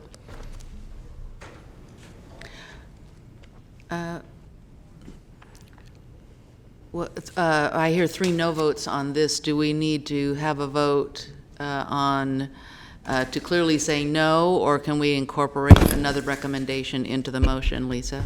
Right, I think you can incorporate another recommendation, whether that's to go out and repeat the process or do further investigation, whichever option you would choose. What about awarding to the other company? I don't recommend that. I don't think that's the issue that's been agendized and noticed, so I don't think that you can take that action. So we'd have to go back and do it over again, yet again? That's probably the cleanest. Right. Okay, then my motion would be that we reject the staff recommendation and go out for a new FP, including all of the suggestions from the board. Second. Okay, we have a motion and a second. Any comments? Please vote. And the motion carries with Supervisor Cerna and Natoli voting against. Thank you very much. So just clarification, so we currently have a contract with KP that's been extended. This embodied, terminated that and re-awarding it under this new process. So will we, while we go back through this process, continue to have KP as the vendor? That's going to take a period of time, correct? Yeah, I think if we need a contract extension, we'll bring it back to you while we're going through the process again. Okay, thanks. Okay. Next item would be number 41. Okay, and that's the resolution supporting a Blue Ribbon Commission on the establishment of a Sacramento County Women's Commission. Mr. Cerna? Thank you, Mr. Chair. I know we have a number of very patient people in the audience that are probably eager to address the board on this matter, but I did want to take a few moments to kind of introduce it and the reasons why I think this is the right time and right venue to and right process to consider the establishment of a Women's Commission for the County of Sacramento, or a Status of Women's Commission, as it's called in some other counties and other jurisdictions in California. Some might wonder why we're kind of taking this intermediate step in terms of a blue ribbon commission to set up a commission. Well, there's actual precedent for that. Some on this board will, maybe everyone on this board will remember that when this board made a very concerted effort, now successful one, quite frankly, to address the disparity in African American child deaths here in the county, we did it initially through a Blue Ribbon Commission, and from that, there was a number of products, one of which was a permanent steering committee. And I think a Blue Ribbon Commission with a shelf life, so to speak, in this case, I'm proposing between 9 and 12 months, really gives enough time to the advocates that have brought this to my attention. I know I've met with other members of this board, but to take the time to do the outreach that I think is necessary for such a critical advisory body to this board and to the public, to examine, explore other models where it's been done elsewhere. There are 16 other counties in the state of California that have women's commissions, and I believe there's 9 cities that actually have them as well. And so I thought this would be a very tried and tested way to be very thoughtful about the process of doing this. And quite frankly, it gives members of this board, not just one member who's bringing it forward today, the opportunity to help shape it. And I think it should be the product of all of us providing the input for something as important as a commission that generally would be addressing issues such as discrimination, prejudice, on the basis of gender, but also that could help us in a number of different ways when it comes to policy decisions, resource allocation decisions before this body. And so I just want to kind of set the table that way.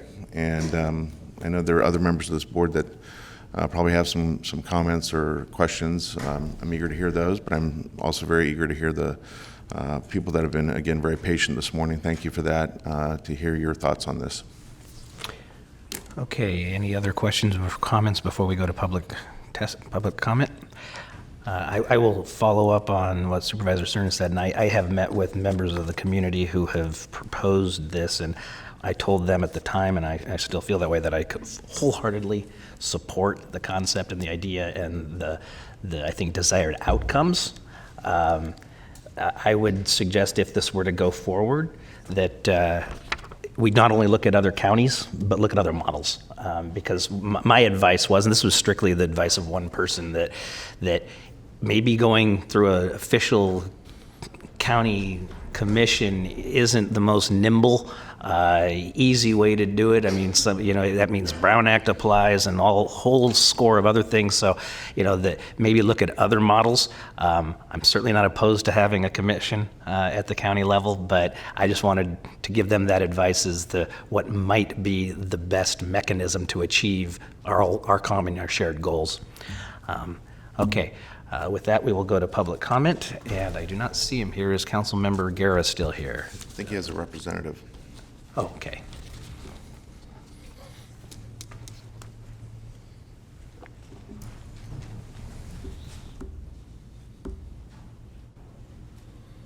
Good morning. On behalf of Vice Mayor Eric Guerra, I'm speaking in support of this commission. The Vice Mayor supports any effort as a region towards inclusion and equity. Without the lens of a group of advisors, we miss out on helpful points of view. This is a strong step forward, and we are stronger when we step together. As an individual, I also support the creation of this commission. It is critical to ensure quality programs and services are available to women and girls of Sacramento. Thank you. Thank you. Thanks. Dina Howard?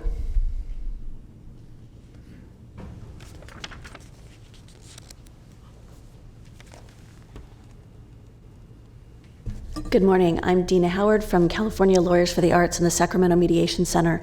I'm going to let Aaron Saberi, who has been our champion, speak a little bit more, but I just wanted to lend my support. I think that it is very significant that Sacramento, as the 5th largest metropolitan region in California, is the only one of the top 6 that does not have a commission like this on the status of women and girls. We have done extensive research over the last year and a half. I was on the fence in the beginning, and just want to say that throughout the process of us both running listening circles with lots of different constituencies and talking to the leaders of most of the organizations, the nonprofit organizations in the county that support women and provide women's services, it is felt across the board that this is necessary. So thank you very much for considering us. Thank you. Alpha Battershiel. Sorry if I butchered that.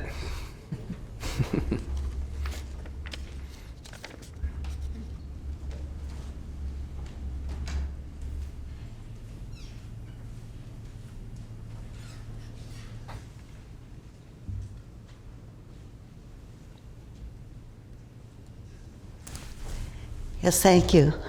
I am Alpha Battershell, and I am the president of the Citrus Heights American River branch of the American Association of University Women. And we have been working with Aaron Saberi and the group for the past year and a half. And I have to tell you, I've learned a lot that I didn't know before. And this commission is needed. It's needed on 2 points. It's needed in order to take a look at the policies that we have, the laws that we have, and to see where there are hiccups there, where we might be able to be more effective. And it's also necessary because we can work as a group in order to bring all of the different services together and have a central point that I think is very, very needed. And I hope you will consider us and give us the chance to have this Blue Ribbon Commission and let us show you what we see. Thank you. Thank you. Aaron Saberi.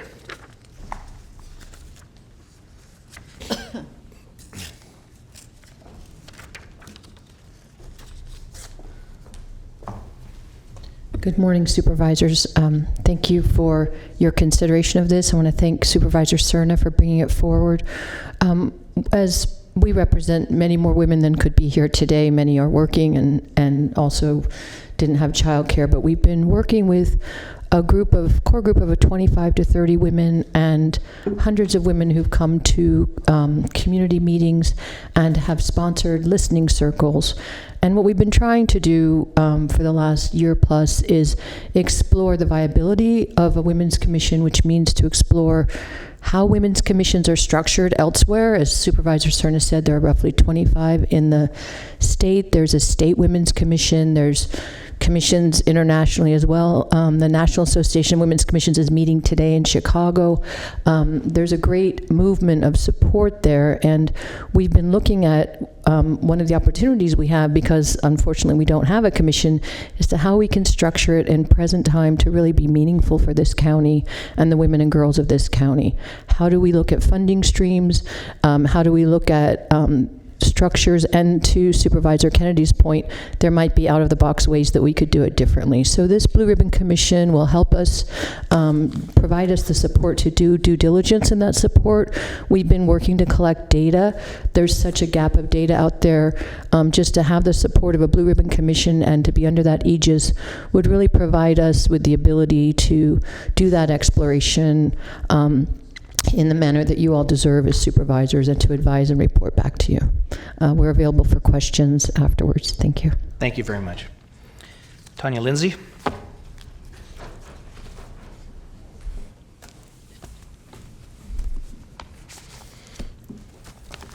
And Aaron, by the way, I commend you, if for nothing else, your determination. Hi, I'm Dr. Tanya Lindsay. I am a constituent from District 3. I too want to thank Supervisor Cerna for this opportunity to speak with you all today about a Blue Ribbon Commission to study establishing a commission on the status of women and girls. My role has really been the data collector and analyzer for our group, and I brought a number of data points, but I think other than just looking at the numbers, one of the things that we've really offered is going around and talking to women about their lived experience, collecting data from listening circles, and I think the Blue Ribbon Commission really affords us the opportunity to analyze those lived experiences to present back to the supervisors. So please give us this opportunity to further study and analyze also our administrative models and our listening circle data. Thank you. Thank you. Madeline Grigsby. Oh, got it. Okay, thank you. Your name sounds like a Beatles song. Molly Nugent.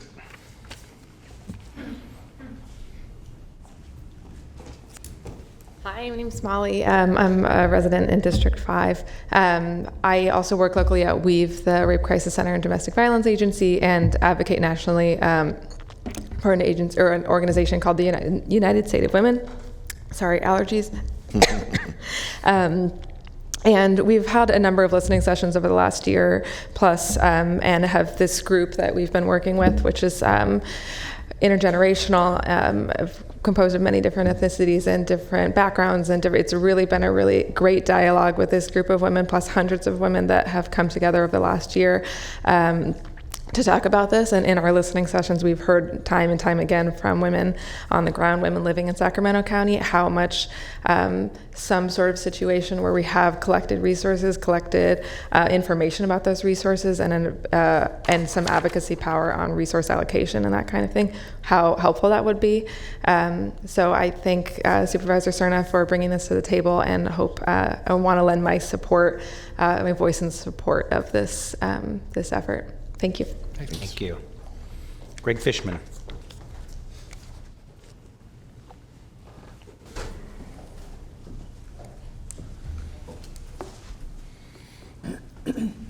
Mr. Chairman, members, first of all, thank you for your service. It's a pleasure to speak with you today. I am a member of the SMUD board. My name is Greg Fishman, and I'm here to support this measure today. You know, women have made great strides in our community and in our society in general, and I would like to note that I have 3 strong, smart women colleagues on the SMUD board.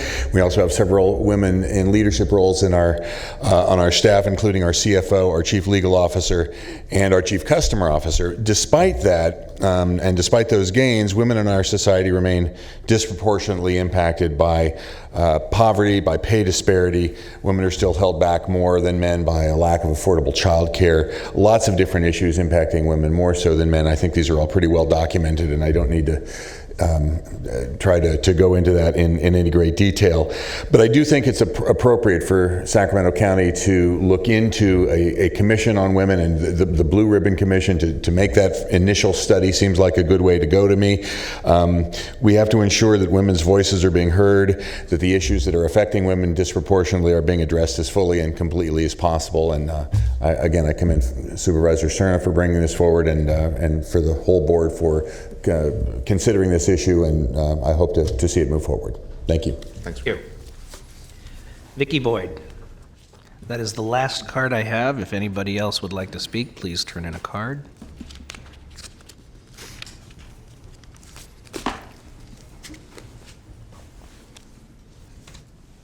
Hi, I'm Vicki Boyd, and I've been involved with the committee to establish the Sacramento Commission for Women and Girls since its inception. I'm in leadership in several community organizations throughout Sacramento County, one including Women's Wisdom Art, which provides art classes for underserved women throughout the county. And Women's Wisdom Art is also a partnership with the committee to establish the Sacramento Commission on Women and Girls. And what we've done is provided the artwork to help in the listing circles for the women and girls to convey their message on why they want to have a commission on women and girls. And we've had input from all types of women throughout the county, and from colleges to colleges, schools, women of all different backgrounds. And we have huge support. We have several hundred women that are interested and want this commission. And we feel that the Blue Ribbon Commission would help for us to gather the information to establish the full commission. So I'm in full support of the Blue Ribbon Commission for the Sacramento Commission for Women and Girls. And again, we are coming from all of Sacramento County, from all of your districts, and underserved women and women of means. So this is for all women. Thank you. Thank you. That is, as I said, the last public comment card I have. So is there a discussion at the board? Mr. Natoli? Yeah, I don't have much to add. I think certainly the resolution embodies some of the reasoning behind this. It also, I think, expresses certainly the interest, assuming this board supports the resolution, and us having folks that have embarked upon this work thus far in gathering further information under the tag of a Blue Ribbon Commission. And I think from the standpoint of certainly the services and programs, but more broadly, obviously, the engagement of all our community members, but certainly our women and girls, that this is not an unimportant effort. I appreciate the fact that Supervisor Cerna is willing to actually put some additional resources behind it to allow for the listening sessions and the work that would go on over the course of the 9 to 12 months. But no, I think this is valuable, and I think as has been suggested here, looking at different models, but obviously we're not going to be the trailblazers in this regard. We want to do what's right for this community, certainly hear from folks who have been engaged, but those that we would engage with, and I think this is the appropriate channel by which to do it, so I'm supportive of the resolution. Thank you. Supervisor Peters? Thank you. I just wanted to say, when I met with some of the initiators of this, it's probably been a year ago, I felt that a lot of the issues were not fleshed out, and most of the ones I heard were being handled in various departments as we talked through them, and that thought process, and it made me realize that if we'd had a staff report about this, I would have been able to understand more about the parameters of such a commission. And then, so I thought that commissions had to be established by county charter under the CEO's office. I just don't know. That is correct. I think since we're not establishing a standing commission at this point, it's just to study it from my understanding. So whatever it comes back, the recommendation will come to the county exec's office. We'll work with the county council and then come back with a recommendation to establish a formal, if that's the recommendation, we come back. Well, see, I find the resolution confusing when it says the first sentence is, whereas establishing a Sacramento County Women's Commission has been brought to the attention. It goes on and on about Women's Commission. So I thought we were establishing the commission. My understanding is no, this is just the Blue Commission. Okay, then a recommendation. How many members of the committee would be, how many would be on this committee that informs the board about the issues? So I think and who appoints the people to that committee? A couple of steps. I think that is up to the board, how you want to establish this Blue Committee. They're supposed to bring the recommendation to the county exec, and then the county exec then will make the recommendation with them on what this new commission, if we were to establish, what that looks like. At that point, we'll determine number of seats, the charter. Yeah, so I got that part, that would all come, but there's going to be a committee, if this passes, I think they. A blue ribbon commission. Blue ribbon commission. A blue ribbon commission that establishes a commission. So who appoints people to the blue ribbon commission, and how many appointments would there be? Self-selected. It's self-selected, and there's precedent. And again, in my opening statements, this is modeled after the experience that we had, more than 8 years ago, when we established the Blue Ribbon Commission on African American child deaths. My understanding, having sought a great deal of counsel from our attorneys, is that, first of all, any member of this board can establish a Blue Ribbon Commission. I thought it would be good to memorialize the intent, purpose, general shape of this in the form of resolution, so that my colleagues on the board and the public could better understand what it is that we're doing by taking this intermediate step. The group that has, I guess, met with most of us, maybe all of us, in conversations with them, I basically said I'm happy to be a conduit as one of 5 that can set up a Blue Ribbon Commission, but you need to be the ones that then take the charge of who's going to be in the room, just like it was for the Blue Ribbon Commission for reducing African American child deaths. That group basically self-selected who was going to be on that commission. Okay, so not to be picky about words, but you have a Blue Ribbon Commission establishing a commission. So that under the charter it couldn't be called a committee. Would that? I mean, I don't know.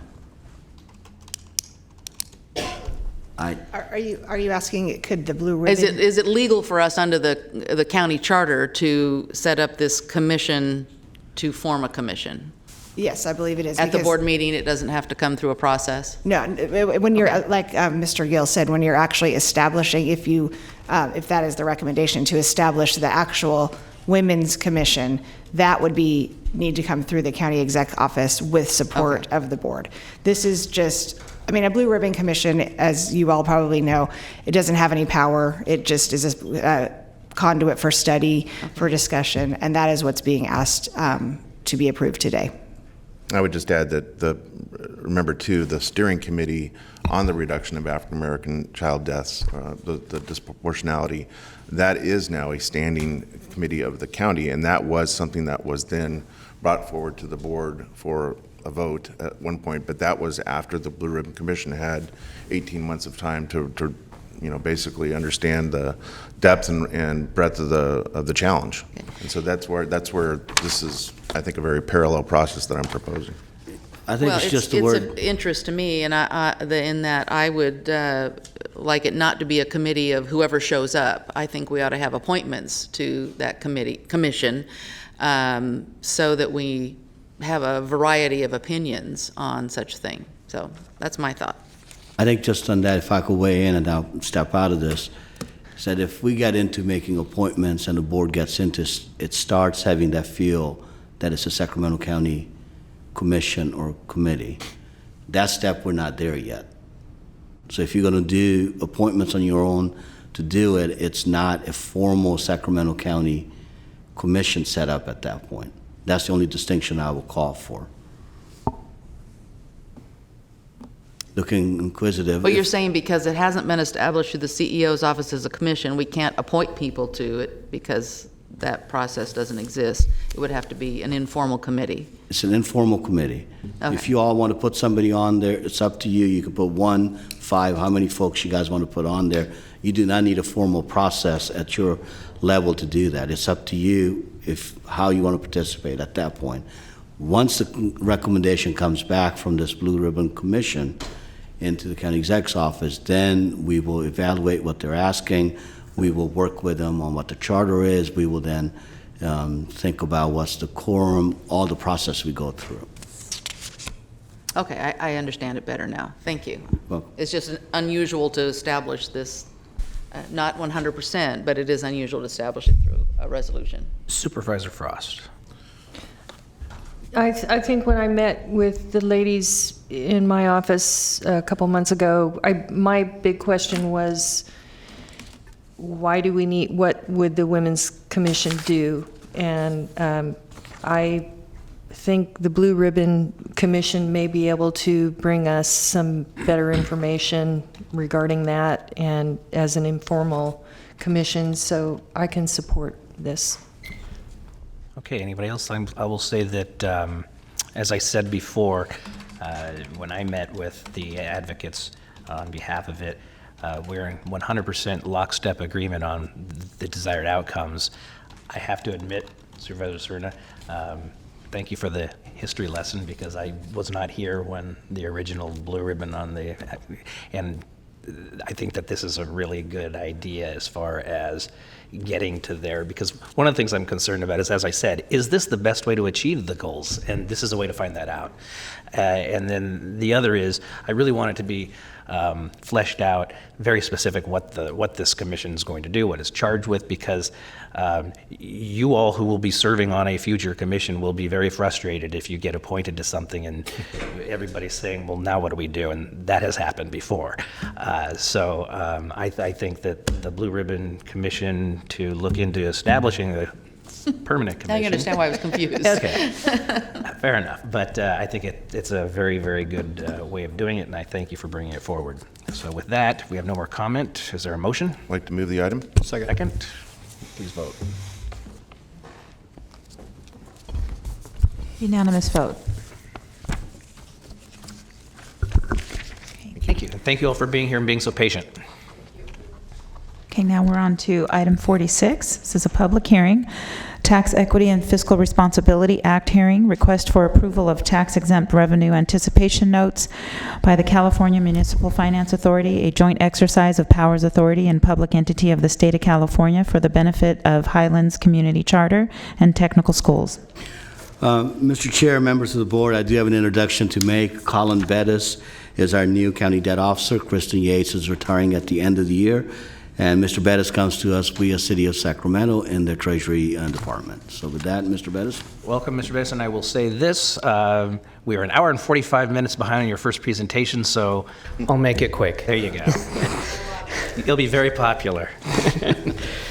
Good morning, Board of Supervisors. As Nav said, Mr. Gill said, my name is Colin Bettis, and I am the County Debt Officer. The item before you this morning is a public hearing pursuant to the Federal Tax Equity and Fiscal Responsibility Act, or TEFRA.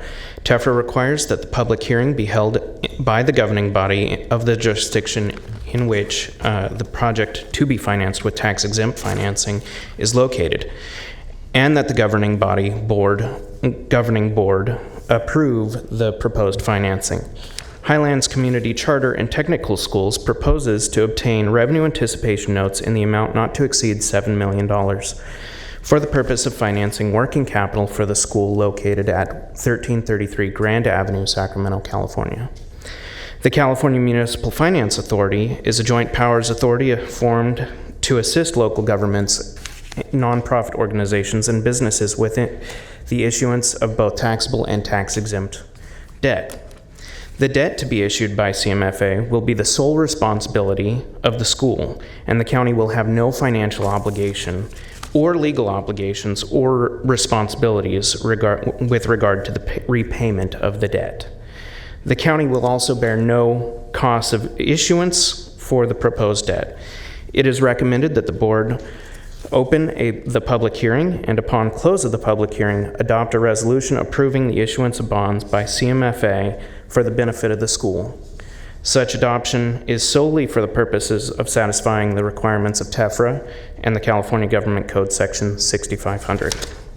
Anthony Stubbs of CMFA and Murdoch Smith of Highlands Executive Director, CEO, are here to answer any questions you may have. Thank you. Thank you very much. I have no public comments or public sheets, but so I will open up the public hearing if there's no questions from the board. Open up the public hearing. If anybody, a member of the public, would like to address this issue at this time, please come forward. Seeing none, we will close the public hearing.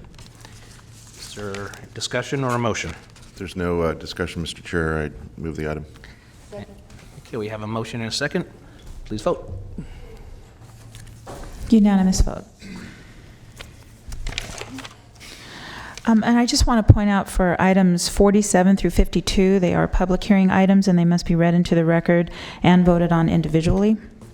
So item 47 is the hearing to lien delinquent solid waste service charges and adoption of resolution ordering delinquent solid waste service charges be collected on the property tax roll.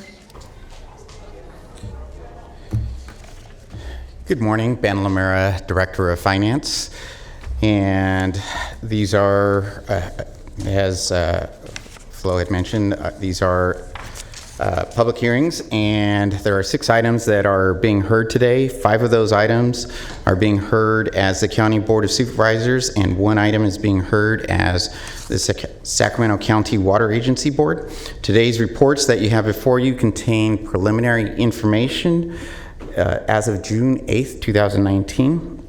And the number of delinquent accounts will continue to decrease until the accounts and balances are transferred to the tax process on August 24th, 2019. As requested in previous years, we'll provide a final report of the items transferred to the tax roll once the process is complete. So, item 47, staff's recommendation is for the solid waste services Hold chart. on, hold on. Yes. Did you want 46? Yeah, no, actually, well, 47 or 46, 47. I just wanted to know, you sent through corrected versions yesterday. It's highlighted a resolution. What was different in the resolution from the resolutions? Because all these items were reprocessed. What was different from what was in the? I believe the only change that we made on there was what's in parentheses in the title that says continued from June 18th, 2019 to item. They colored it in yellow. Right, it's highlighted in yellow. Yeah, but then you had resolution in yellow down here. So what changed in the resolution? I didn't see anything highlighted in yellow. That I'm not sure what actually had changed in that. And that was on all of them, so that's why I was just curious. That, I did see the yellow, but on the resolution on each of those.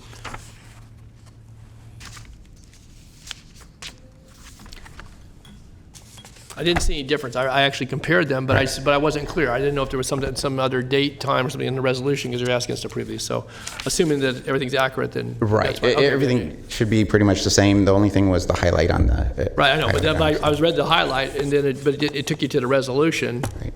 Which there was nothing highlighted in the resolution. Okay. Yeah. So on page 2 at the bottom where it shows attachments, it says resolution, and it is in yellow. That's what Don is, right? Right. Okay. But there was no change in the resolution. I guess that's my question. No, there's no change So in the the resolution that we had previously and this one here are the same. That is Okay. correct. Thank you. Thank you, sir. Okay. Item number 47, the staff's recommendation is for the solid waste services charges to be transferred and collected on the property tax roll. Okay, I have no speaker slips, but I will open the public hearing. Is there a member of the public that would like to address this issue at this time? If so, please come forward. Seeing none, we will close the public hearing. Is there a motion? Move the item. Second. We have a motion and a second. Please vote. Unanimous vote. Item 48, hearing to lien delinquent storm drainage service charges and adoption of resolution ordering delinquent storm drainage service charges be collected on the property tax roll. And staff's recommendation is for the storm drainage service charges to be transferred and collected on the property tax roll. Okay, are there any questions of staff? So move. And we will open the public hearing. If there's anybody that'd like to discuss, I'm just going to say that every time, so when we open the public hearing. Seeing none, please, I will close the public hearing. And is there a motion? So move. Second. We have a motion and a second. Please vote. Unanimous vote. Item 49, hearing to lien delinquent storm drainage service charges for the City of Citrus Heights and adoption of resolution ordering delinquent storm drainage service charges for the City of Citrus Heights be collected on the property tax roll. And staff's recommendation is to transfer and collect on the property tax roll. Okay, is there any questions from the board? Nope, I will open the public hearing. Any member of the public? Close the public hearing. Is there a motion? So move. Second. Motion second, please vote. Unanimous vote. Item 50, hearing to lien delinquent storm drainage service charges for the City of Rancho Cordova and adoption of resolution ordering delinquent storm drainage service charges for the City of Rancho Cordova be collected on the property tax roll. Staff's recommendation is to transfer and collect on the property tax roll. Are there any questions from the board? No, I will open the public hearing. Seeing no one come forward, I will close the public hearing. Is there a motion? So moved. Motion and second, please vote. Unanimous vote. Item 51, hearing to lien delinquent utility taxes and adoption of resolution ordering delinquent utility taxes be collected on the property tax roll. And staff's recommendation is for the delinquent utility taxes to be transferred and collected on the property tax roll. Any questions? Open the public hearing. Seeing no one in the public, I will close the public hearing. Is there a motion? So moved. Second. Motion second, please vote. Unanimous vote. For item 52, you are acting as a Sacramento County Water Agency, hearing to lien delinquent water use service charges and adoption of resolution ordering delinquent water use service charges be collected on the property tax roll. And staff's recommendation is for the delinquent water use service charges to be transferred and collected on the property tax roll. Any questions? I'll open the public hearing. Seeing no one from the public, I will close the public hearing. Is there a motion? Move. Second. Motion second, please vote. Unanimous vote. All right, thank you. Thank you. Okay, for item 53, I need a motion to continue this item to August 6th at 10:30. This is the item adopt the amended planning and environmental review fee schedule. So moved. What happened? We got a question during briefing on comparables to other jurisdictions, and it's an apple and orange comparison, but to do justice, we need a couple more weeks to present that back to the board. Well, Who so did you that? know, they always say it's apples and oranges, and so it might be helpful if we knew what they were doing in Mr. Natoli. Bananas, maybe. bananas. Yeah. Thank you, Mr. Chair. I know I raised it in briefing, but I want to be sure that it's the staff's prepared to address it when it comes back. I would have asked it today if it was on the kept on the agenda, and that is, and it's been raised in different contexts besides any apples and oranges or banana comparisons. Strawberries? Strawberries? Oh, strawberries. Well, whatever. Yeah, whatever. Whatever you want from the produce counter. My question is, though, is the cost of getting a matter to the Board of Supervisors. I know I've raised this, may sound like a broken record, but nonetheless, land use matters are of great import, and when it costs now $4,000 and we're looking at raising fees by some 18% in some cases, I just think that we need to have a fuller discussion of that. That was brought out in one of our hearings last year on a matter that, compared to jurisdictions that, sometimes it's $750, it's $1,000, $1,200, whatever it might be.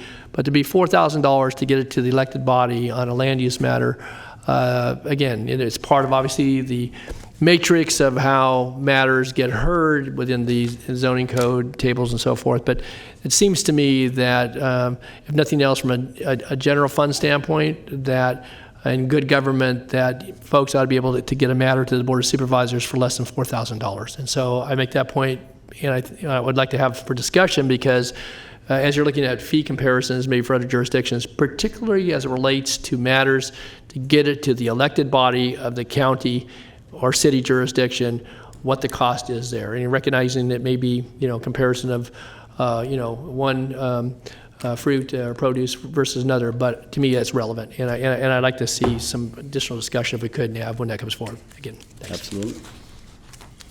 All right. So is there a motion to continue? Yeah.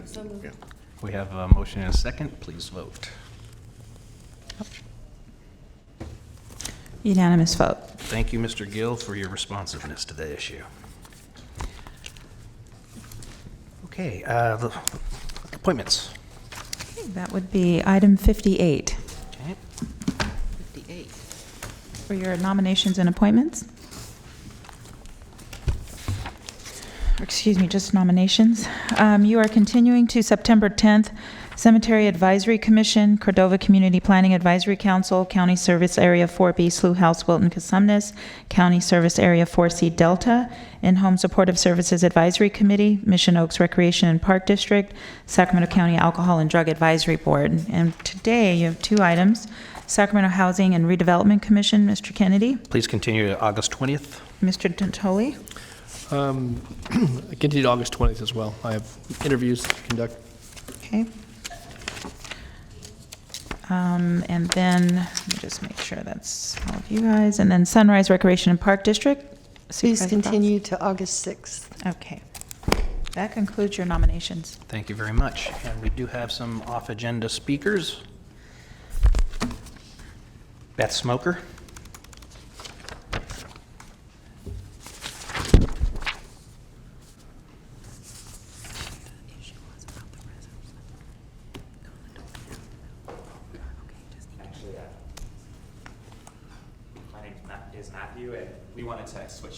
Okay, that's fine. She's going to raise the podium for you. Oh, wow. That's special. You're I feel a little honored. taller than our average speaker. I get a raised platform. Thank you. Wow. All right. Good morning. Thank you for hearing us this morning. My name is Matthew Bridges, and I'm the coordinator and policy advocate at the Sacramento Food Policy Council. And part of why we're here today is because we originally were planning to come to this meeting. There was an agenda item scheduled for the environmental justice element. The county planners were going to come and give you a presentation on that subject. And so we came in lieu of them, I guess, to give you some uplift those issues today. So at the Food Policy Council, part of what we do is we bring people together to advance policy change, which creates a more equitable and just food system, particularly in Sacramento County. And to quickly give you a picture of what that looks like, actually, I'm going to just keep on going here. So nested within all of that work, so we were sitting on an environmental justice advisory committee for the last year, which was advising the county planning department, and that was within an effort to address the intent of SB 1000, which was the Planning for Healthy Communities Act. And SB 1000 requires investment in underserved communities, prioritizing investment, and it requires deep community engagement and partnership. So that's part of why we're here. Is we want to ask that we continue to consider that higher level of community engagement and relationship between the county, particularly pertaining to food access. However, we are proposing a food system assessment, a food action plan, which would highlight and uplift racial disparity in the food system, pertaining both to access to food on the neighborhood level as well as deeper with other levels of the food system. That would also have a large part to play with inclusive economic development. Anyway, so I'm running out of time here, but... You're out of time, Matthew. Yeah, I'm out of time. So I'm going to let Beth go ahead and continue. Okay. Mr. Chair, before the next speaker comes up, we found in our process when we were having this discussion about environmental justice that we did not make a stop at the Planning Commission. So there's going to be two testimonies you're going to get. We're going to have an item in front of the Planning Commission. I don't have the date in front of me. Once the Planning Commission, they'll have an opportunity to present there. Then it's going to come back on the agenda item to have a workshop or a discussion with the board at that point. Great. So there's 2 more steps we got to go through. Thank you very much. Smoker. Yeah, so I'm Beth Smoker. I'm also part of the Sacramento Food Policy Council. I actually met with most of you about these EJ elements back in January. So back in January, we were actually scheduled to have a board workshop on the environmental justice elements, and pretty much every month since then, we've been scheduled and then removed with no explanation as to why. So I've been honored to be part of the Environmental Justice Advisory Committee that the Planning Department formed, and think it was a really great and bold step that the Planning Department made around these efforts. Unfortunately, we've been really dismayed at the number of times the workshops have been canceled. The intent of that workshop was to have an opportunity for y'all to learn about the importance of these policies. These are not simply updates or amendments, but a new vision for how we plan for equity in Sacramento, and they deserve the time and space to be understood so that the county can truly embody these values in our work. So if you recall, there was phase 1 of the environmental justice element was passed on May 8th of 2018, and in that it explicitly states that phase 2, which are these environmental justice element policies that you were meant to see today, were supposed to be adopted, not even just heard, but adopted within 12 months, which would have been May 8th, 2019. So that deadline has now passed, and we've been given no explanation as to why. So we appreciate that on the website, your guys' website, it says you plan to do further community engagement through the CPACs. Unfortunately, the Environmental Justice Advisory Committee has advised against this since the very beginning, and have provided more meaningful ways to do true community engagement. Part of the environmental justice element includes policies around civic engagement, around how to participate in meaningful community engagement. And the board's action, or the county's action, to push these policies yet again and to propose a process that does not align with the policies that we and the planners have worked hard with the community to propose makes it all the more evident how important it is that these policies be adopted sooner rather than later. Thank you for your time. Thank you, Beth. And as the audience knows, these are items that are not on the agenda, so we really can't get into a discussion about it. But I will say generally that perhaps we can do a better job of communicating. Absolutely. Thank you. Liz Blum.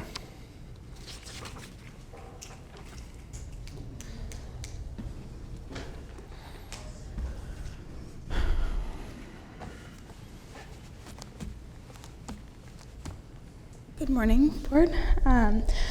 So I just want to talk about the $89 million jail expansion plan that was approved by you all last month, and how it would cut funding to the CalFresh outreach programs and virtually every program that supports people who are affected by food insecurity, food deserts, and the lack of food sovereignty here in Sacramento. Sacramento is the self-proclaimed farm-to-fork capital of the state, but whose farm and whose fork are you prioritizing? When our county spends more of its overall budget on the legal system that keeps people in cycles of poverty and incarceration, you are not showing us that you care about food justice. Real food equity means prioritizing fresh food access programs in your budget instead of cutting funding to these programs in order to sustain jail expansion projects that shouldn't be happening in the first place. This is also a women's issue. The population of people assigned as women who are being jailed in this country is actually on the rise, while people assigned as men is declining nationally. You have an urgent choice that will affect every facet of our Sacramento community. You can choose to follow the research and data that map out logical solutions to decarcerate our county, or you can choose to continue to cut funding from Health and Human Services to fund jailing people. You have already committed to the Stepping Up initiative, which, if you're not aware, is a national initiative to reduce the number of people with mental illness in jails. So I just wonder why this work isn't being done before any talk of jail expansion is discussed. The only way to reduce crowding sustainably is to stop sending so many people to jail and reduce the amount of time they spend there. There are a number of ways to accomplish this, which include implementing common sense reforms like affordable housing, food access programs, pretrial release programs, pretrial diversion into community-based programs, and expanding access to reentry services and treatment programs that are led by community-based organizations, not the Sheriff's Department. Thank you for your time. Thank you very much. Adrian Wren.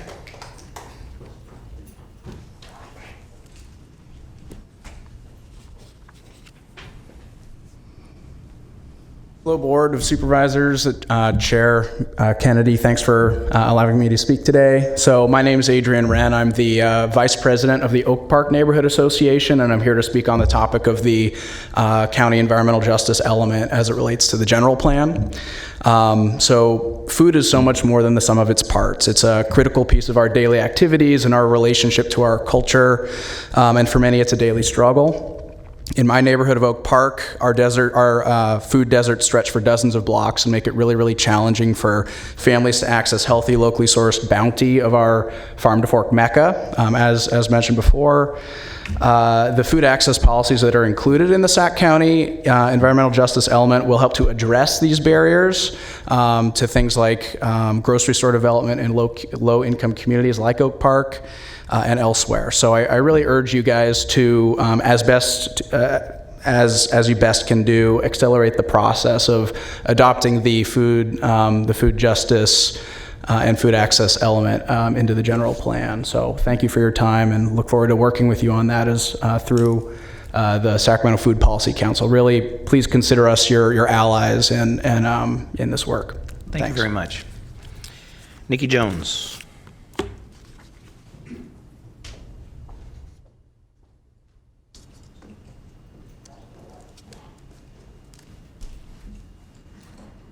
Hey y'all, I'm back again to just urge this board to move away from this drastic decision to increase incarceration in our communities. We know that our jail is not full as much as we might hear that it is. It's not. There's lots of open space, and this idea that we need so many more beds stems from an idea of our future, where we'll have to incarcerate so many more people. And I just want to remind y'all that that's not the Sacramento we're here for. That's not the Sacramento we're trying to build. We want to encourage you to invest in the community solutions that we know work. We know that mental health, we could have robust mental health interventions on a county and community level that would supersede the need to even have the jail to begin with, personal opinion. But really, all of these people awaiting conviction, all of these people even looking into mental health diversion, the courts meddling in people's mental health does not have positive outcomes. We're trying to look at where are the interventions that produce the best outcomes. And we know those are before folks ever hit the jail. They're before they ever come into contact with Sheriff Jones's deputies.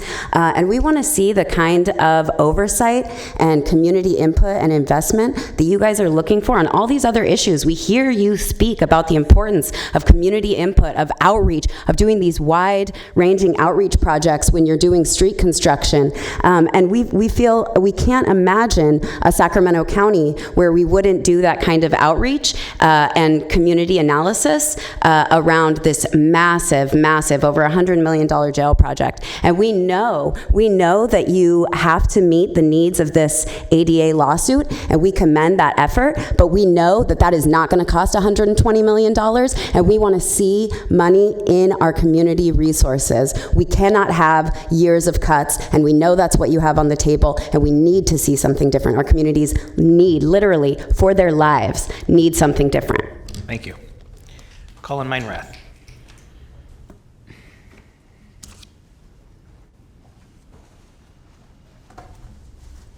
Hi, I hope you all had a good morning. I'm also talking about the jail expansion. I think it is really upsetting to hear about that we would cut 22 million, or essentially be spending that amount outside of a state grant on this expansion. There's so much that is already going on with that money, so many essential services, and there's so much that we could do that would prevent people from being incarcerated. In Eugene, Oregon, for instance, they have a program where there are first responders that go directly to people having a mental health crisis, and the cops often call them to deal with those situations because of their expertise. And we could potentially have something like that in Sacramento that would ultimately prevent lots and lots of people from getting incarcerated. And so what I see here is diverting money from plugging the hole in the dam and diverting it to mopping up the water as the hole grows larger.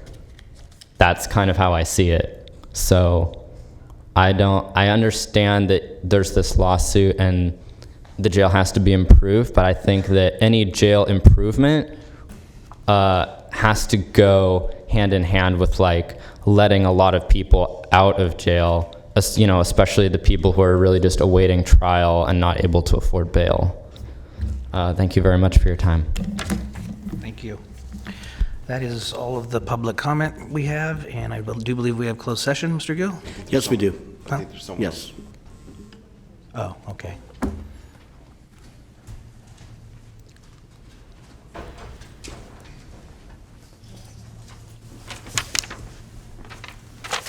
Thank you. Kimberly Wesley.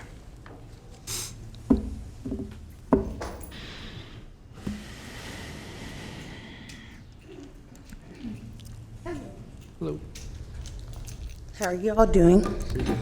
So my name's Kimberly Wesley. I was invited to come here by Matt,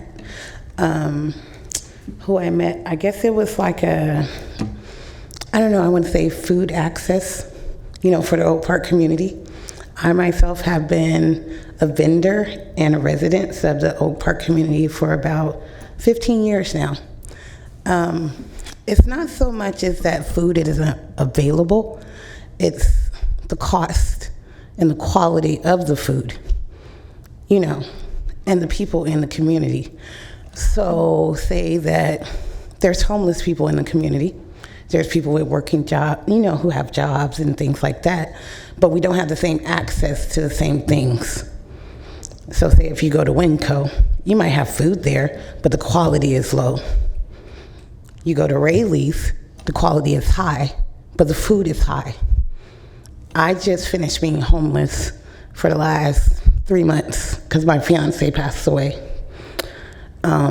There was no access to the resources that I personally needed, so I went and sought them out, people like Matt, you know, and other, you know, what do you call them, discussion groups, like the women's discussion groups that they have, you know, to see what's the problem. The only problem with all these discussions is there's no action.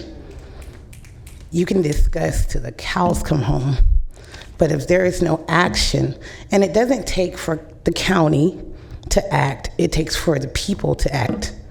People like us. So we come to people like you for backing, but no offense, but we don't need you, if that makes sense. And I'm saying that to you guys. So while you're accessing their help, their stuff that we can do ourselves. I personally, I cook in the park.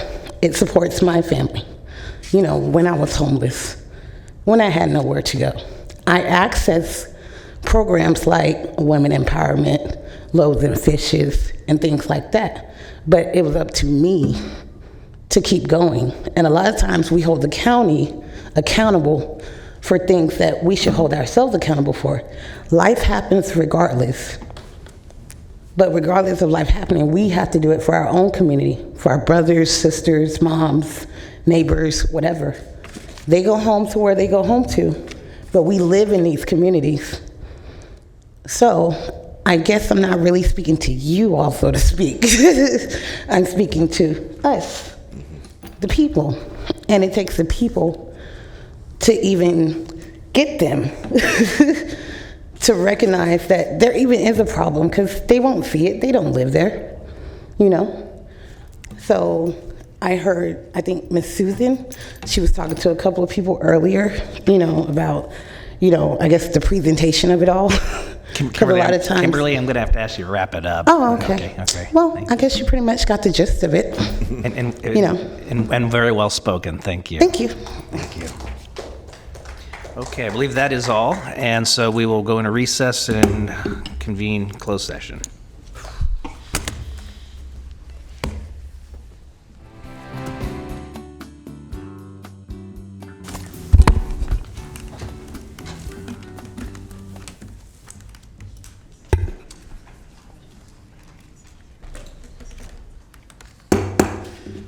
Good afternoon. Call back to order this meeting of the Sacramento County Board of Supervisors. Would the clerk please call the roll? Yes. Supervisor Frost? Here. Natoli? Here. Peters? Here. Cerna? Here. Kennedy? Here. And you have a quorum. Okay, for item 54, you're acting as the Board of Supervisors and the Housing Authority of the County of Sacramento. This is the Sierra Sunrise Senior Apartments Tax Equity and Fiscal Responsibility Act hearing and approval of tax exempt bonds.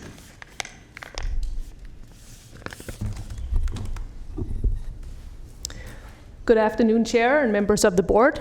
Louise Eller, Housing Finance Analyst with the Sacramento Housing and Redevelopment Agency. The report before you requests approval of the issuance of up to $23 million in mortgage revenue bonds for the rehabilitation of Sierra Sunrise Senior Apartments. Sierra Sunrise Senior Apartments was built in 1978 and is located in Carmichael. The 119-unit building consists of studios and one-bedroom units. It'll be rehabilitated by the developer USA Properties. 114 units are currently assisted by a Section 8 Housing Assistance Payments contract through HUD. After the bond issuance, the units will continue to be regulated by SHRA for an additional 55 years. The kitchens and bathrooms will be updated with solid surface counters, sinks, and finishes. All units will have new flooring in entry and hall, new entry doors, new patio doors and windows. New energy-efficient kitchen appliances, central heating, ventilation, and air conditioning systems will be installed. Common areas will be upgraded, and the leasing office will be rebuilt and expanded. The building exterior will be painted. The kitchen will be remodeled, and new appliances will be installed. The landscaping will include drought-tolerant plants, new irrigation drip systems, and expansion of the existing gardening area. The community room will be upgraded with new flooring, furniture, paint, and light fixtures. The project will continue to be managed by USA, and resident services will continue to be provided by Life Steps. The developer has not yet completed the county's design review process. However, given the level of rehabilitation proposed, we do not anticipate significant cost increases. The budget percentage shows over $600,000 in contingency to cover unforeseen expenses. If there are significant changes in the scope or budget, SHRA will provide that information when we return to the board for final bond document approval. In closing, staff recommends approving the issuance of mortgage revenue bonds for the rehabilitation of Sierra Sunrise Senior Apartments. A representative from USA Properties is here, and staff is available to address any questions you may have. Thank you. Okay, are there any questions at this time from the board? Mr. Natoli. Yeah, just a brief one. On the upgrades, it mentions the elevator interior cosmetics will be updated. Is there any need to, is the elevator the same vintage as the apartments, and would this be the time to install a new elevator if it was necessary? That's my question. Yeah. I would like to call a representative from the development team up to answer that question. Okay. Hello, Steve. How are you? Hey, Don. Good to see you. Steve Gall from USA Properties Fund, representing USA Properties. The elevator, we get inspections regularly. Right. To my knowledge, we have no operational issues with the elevator. Okay. I don't think that it's due for a sprucing up, not for a replacement. Okay, and then I was just curious, when you obviously you're going through for a major remodel here, and again, I don't know how much wear and tear you get on an elevator, but obviously it's critical for folks that are, absolutely in a senior complex. And so I wasn't insinuating there was any problem with it. I was just wondering if this was a time, obviously, if you're financing many other improvements. So, but obviously you've done your walkthrough and know if it's necessary or not. So that's all I had. Thanks. Thank you. Any others? Ms. Peters. Yeah, thank you. You've done a nice job on this project over the years, so Thank I'm you. glad to hear that you wanted to go ahead and do this rehabilitation of the other properties. I do have a question about the temporary relocation services. Rentals are pretty tight these days, as you probably know better than I do. So Yeah. Can you tell me a little bit about your plan? I think it's really more of a rehabilitation in place. I think we're talking about moving them onto another location on the site and then moving them back in a matter of a couple of days, kind of a thing. Okay. So it's not like it's on site. You're going to move them to an empty apartment and Correct. then move them back in. Okay. Thank you. Okay, any others? Council, do I have to open a public hearing for a TEFRA hearing? Lisa, do I have to open a public hearing for a TEFRA hearing? Yes, you do. Yes. So. Thank you very much. At this time, I have no speaker slips, so if there is anybody in the public, I will open the public hearing. If there's anyone that would like to address this issue at this time, please come forward. Seeing none, we'll close the public hearing. Is there a motion? Move the item. Second. We have a motion and a second. Please vote. Unanimous vote. Okay, item 55, you are acting as the Board of Supervisors and the Housing Authority of County of Sacramento. This is the Rental Assistance Demonstration Project Phase 1, Tax Equity and Fiscal Responsibility Act hearing, and approval of tax-exempt bonds, option agreement, and approval of loan commitment. Good afternoon. I'm Susan Veazey with SHRA. The board letter before you requests approvals for the Rental Assistance Demonstration Program Phase 1 project.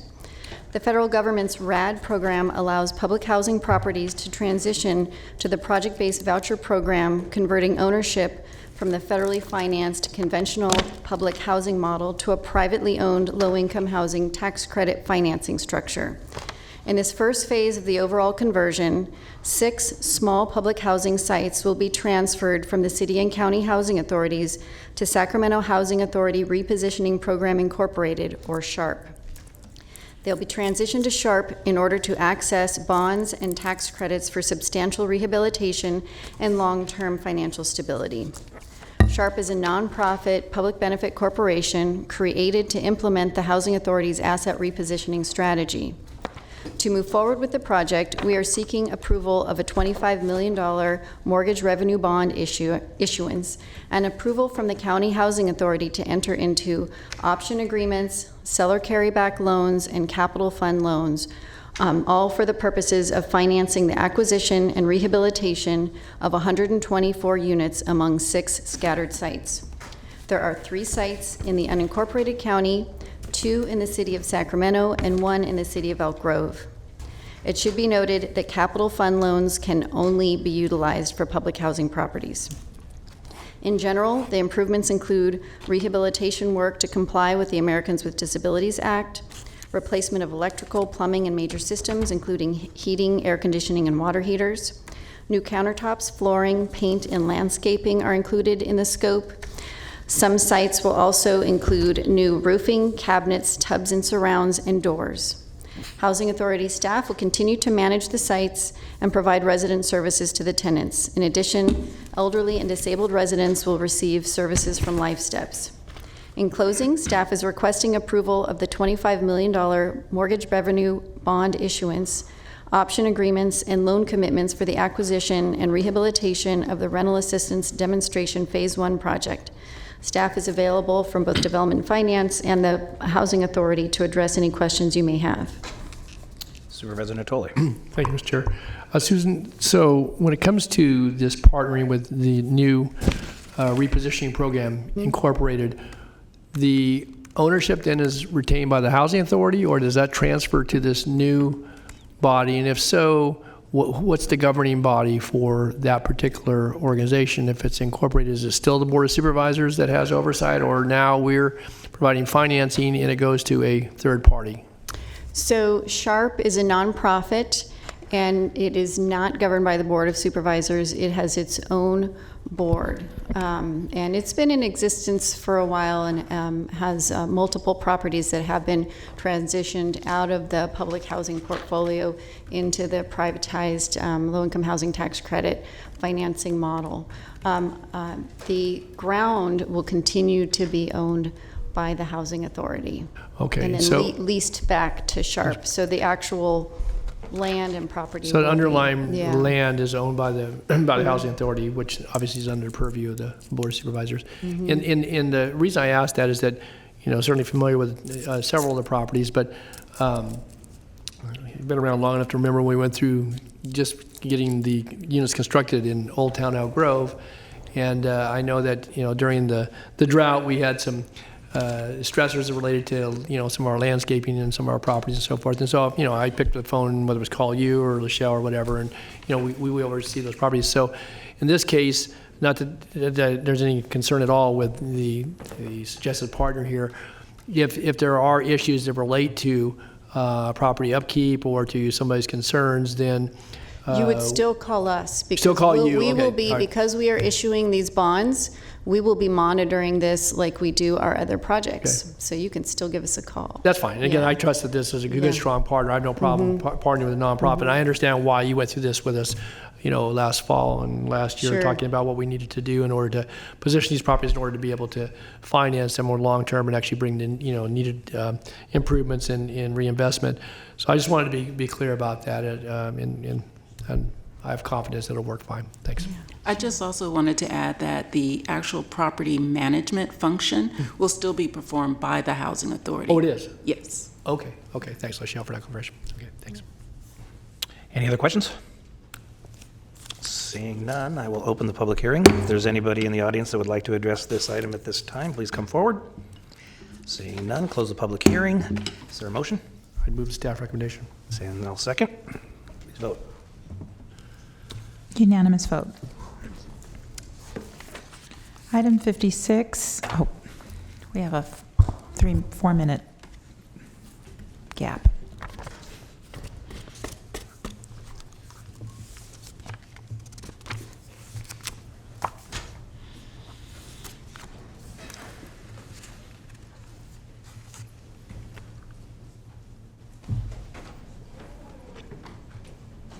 Take a brief recess.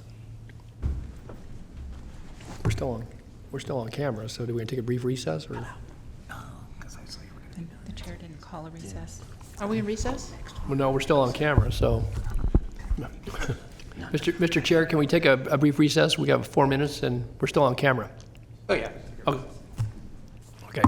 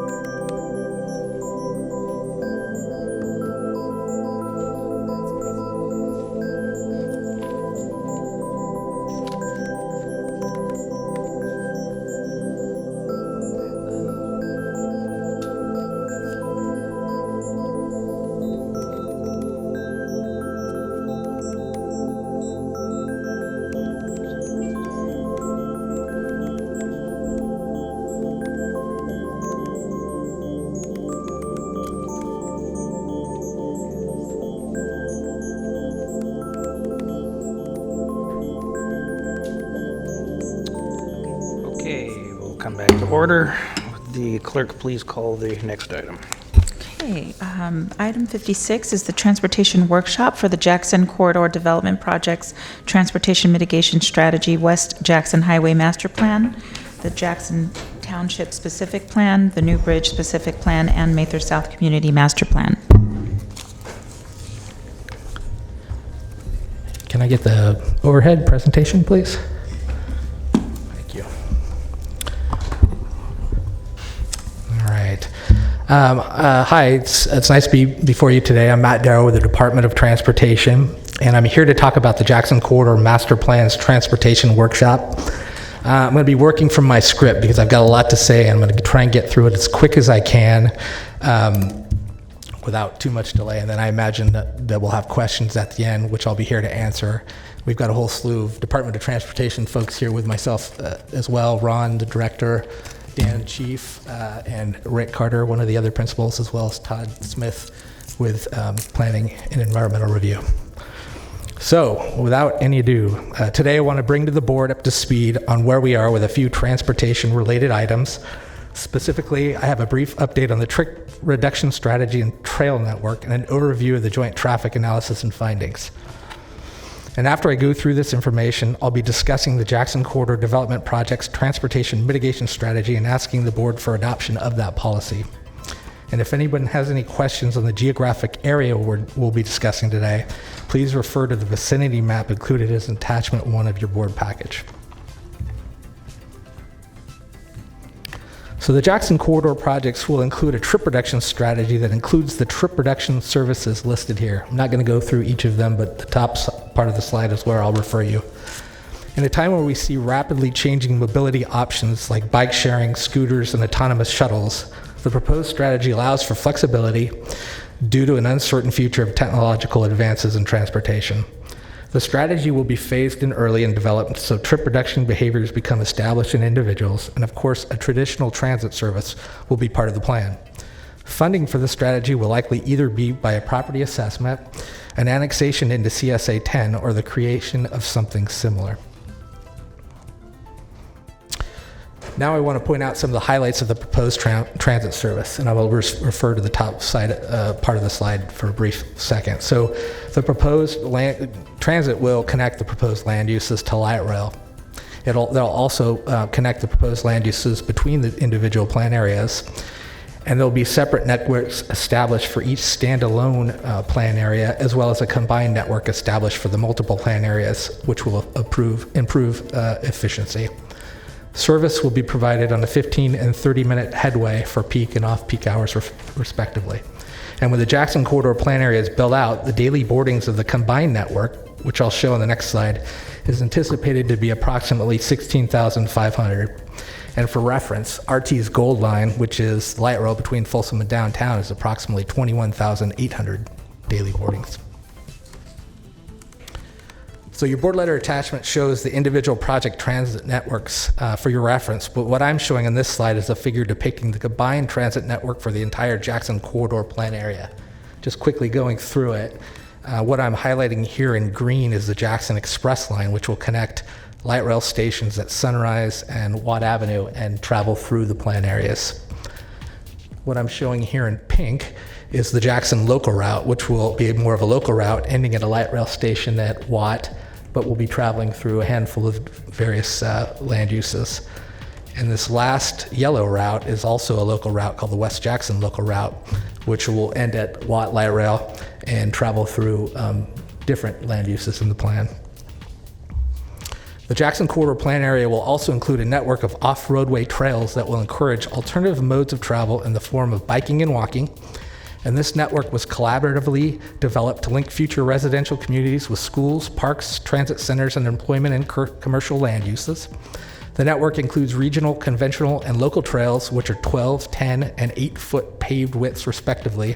And some additional features in the trail network include connectivity to existing and future regional trails outside the plan area, enhanced crossing at major intersections, and allowance for 2 bridge crossings of the Folsom South Canal. And one final note I wanted to point out is that the funding for approximately 38% of the regional trails is contained in our SCTDF program. So what I'm showing here is the Jackson Corridor Plan Area Trail Network. This figure shown on the slide is an attachment in your board package, and it's quite busy. So what I'm highlighting here is the regional trails in green, and the conventional trails will show up in red, with the simple purpose of illustrating the fact that the network is extensive. Could I ask you a question, Mr. Chair, just on why you had that schematic up? Yep. So who's anticipated that regional and conventional trails, are they maintained by the local park district, or are you anticipating there's going to be another entity, and in the definition between the regional and conventional? I mean, I would say they'd be maintained the same as the current trails at this point. There might be maintenance built into the finance plans. So what's the distinguishment between a regional and conventional again? Width, 12-foot widths versus 10 and 8-foot widths. They're all the regional and conventional are off-street, but a 12-foot. They're all off-street. They're all off-street trails. Yeah, exactly. It's just a definition as to the size and. Right. We're only showing regional and conventional. I'm sorry, regional and conventional here. We're not showing the local on this map. So these are all off-street here. Yeah. So would you flash that graphic again, then show the. Yeah. The so in green will be the conventional. Regional, and in red will be the conventional. So together we have a massive network of trails. And there's no overlap, just interconnectivity? There's interconnectivity. Okay, all right. And locals are not shown here. And local trails are not shown. I think Liz wanted to add something here. Liz? Just a point of clarification, Regional Parks is going to be maintaining the regional trails? Okay, so you'll be the regional trails. Conventional would be then Cordova Recreational Park or Southgate or. Correct. Thank you. Okay. Ron, and we've been in conversations with the park district relative to the trail plan, in addition, obviously, to the county parks. Okay, that's helpful. Thanks. Okay. So the next thing I want to discuss is a summary of the joint traffic analysis for the Jackson Corridor Plan area. On the slide, you can kind of see the 4 plan areas. In red, we've got West Jackson. In yellow, we have Jackson Township. In blue, we've got Newbridge. And in pink, we've got Mather South. And as you can imagine, the scope of the traffic study for this development covered a broad study area, as you can see here, which is the sort of the opaque coloring. And it was coordinated with all of the neighboring jurisdictions listed on this slide. So that study evaluated both individual plan area project impacts as well as impacts for all 4 projects combined. It identified impacted roadway segments and intersections, and it also identified each individual plan area's fair share of those roadway segments and intersection impacts. The slide shows an example taken directly from that traffic study showing some of these impacts as well as the new roads that will be built in the plan, as shown with these arrows, as well as existing roads that will need to be improved or widened. Thought it would be a good idea to list a few of the highlights of improvements that were identified in the traffic analysis. Without going through each of them, we expect about $500 million in roadway improvements when all is said and done. Here's a list of some of the roadways and intersection improvements we'll see. I won't read the list. I'll just point out the functionality improvements at the bottom. That's a new category of improvement that we have created for this Jackson Corridor plan area. A lot of 2-lane rural roads out in that area that don't have minimum 12-foot road width, lane widths, and don't have shoulders. And we're going to bring a lot of those roads up to 12-foot lane widths and 5 to 6 foot paved shoulders as a minimum standard. Supervisor Natoli. Yeah, if I could, and again, knowing there's been a lot going into this study, but there's a discussion that I feel is very important for this board to have when we see some of the projects, particularly Mather South, and it doesn't pertain as much to Mather South as it does to the connectivity east-west between Kiefer Boulevard and Douglas Road. And you've showed 2 trails. We had this conversation when we talked about the overall planning for Mather. And at what juncture, before you get too far down the road, and there's been a lot of work, that you somehow, I don't want to foreclose the ability for this board to have that discussion with the community and certainly with the Department of Transportation and any project applicants, but that connectivity over to Sunrise Boulevard with either Bosphorus or Chrysanthi, one of those 2, in the city of Rancho Cordova, across the Folsom South, seems to me, when I at least from a layperson standpoint, but somebody who represents the area, that having that additional connectivity will be important. But we haven't had that conversation at all in depth. And you've done the transportation studies; those have been presented to us over time, going back several years. We've had that conversation, but we really haven't rendered any decision. And yet, decisions about financing, about where roads are going to go. And so my question boils down to, how is that accommodated? Should this board in the planning process for either that project or for other projects, because there may be other discussions we have about roads beyond what's shown on maps that you've mapped out for extensions of Happy Lane, Kiefer Boulevard, Waterman coming through at some point, Vineyard Road. So when do we get an opportunity, and then how does that impact on projects as they come through? Because they're not all going to come through at the same time. And in my view, that's very important, and hopefully whatever's been done thus far doesn't preclude this board's ability, should we desire to either prescribe it as part of a plan, get dedicated road, Right. I'm not 100% sure that I fully understand the question, but what I think you're asking, and what my answer that comes to my mind, and I might ask Ron to jump in if maybe that's not the question you're asking. Yeah. But we're setting this thing up to not preclude some of those connections that you're talking about. Okay. But you're right. Those aren't proposed connections at this point, but it's just we're going to set land uses up so that we won't preclude something such that later somebody goes, well, we can't put a road to the east because there's houses there or there's development there. So we're setting it up for that ability.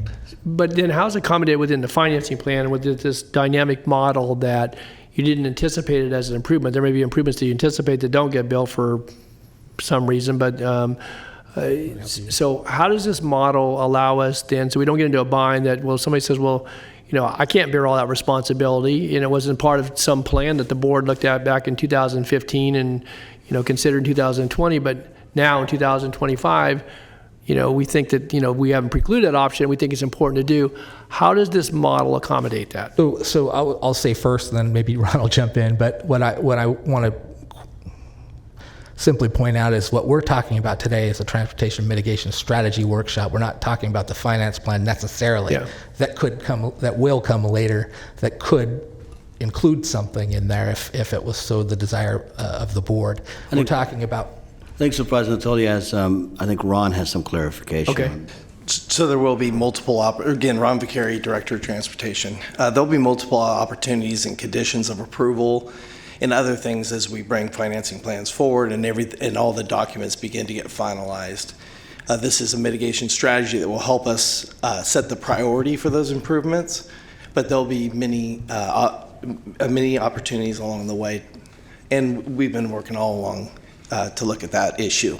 So the mitigation strategy doesn't preclude, as we go through specific project hearings over time, of looking at connectivity, and or there may be some reason why folks say we don't want to connect something, and that won't be the first time this board's heard that either. And so we look at what the impacts are to offloading to other roads and other streets. And so I just want to be clear so that as we hear specific projects, we have the ability to look at street and circulation, recognizing it goes through a whole planning process. But because this, as I see, this is a lot of connectivity here, in that folks could, I guess, reasonably argue that, well, you didn't look at it in the strategy way back when, and now you want to pull this out of some idea either that the neighborhood expresses or the members of the board think is a better a better connection, better circulation.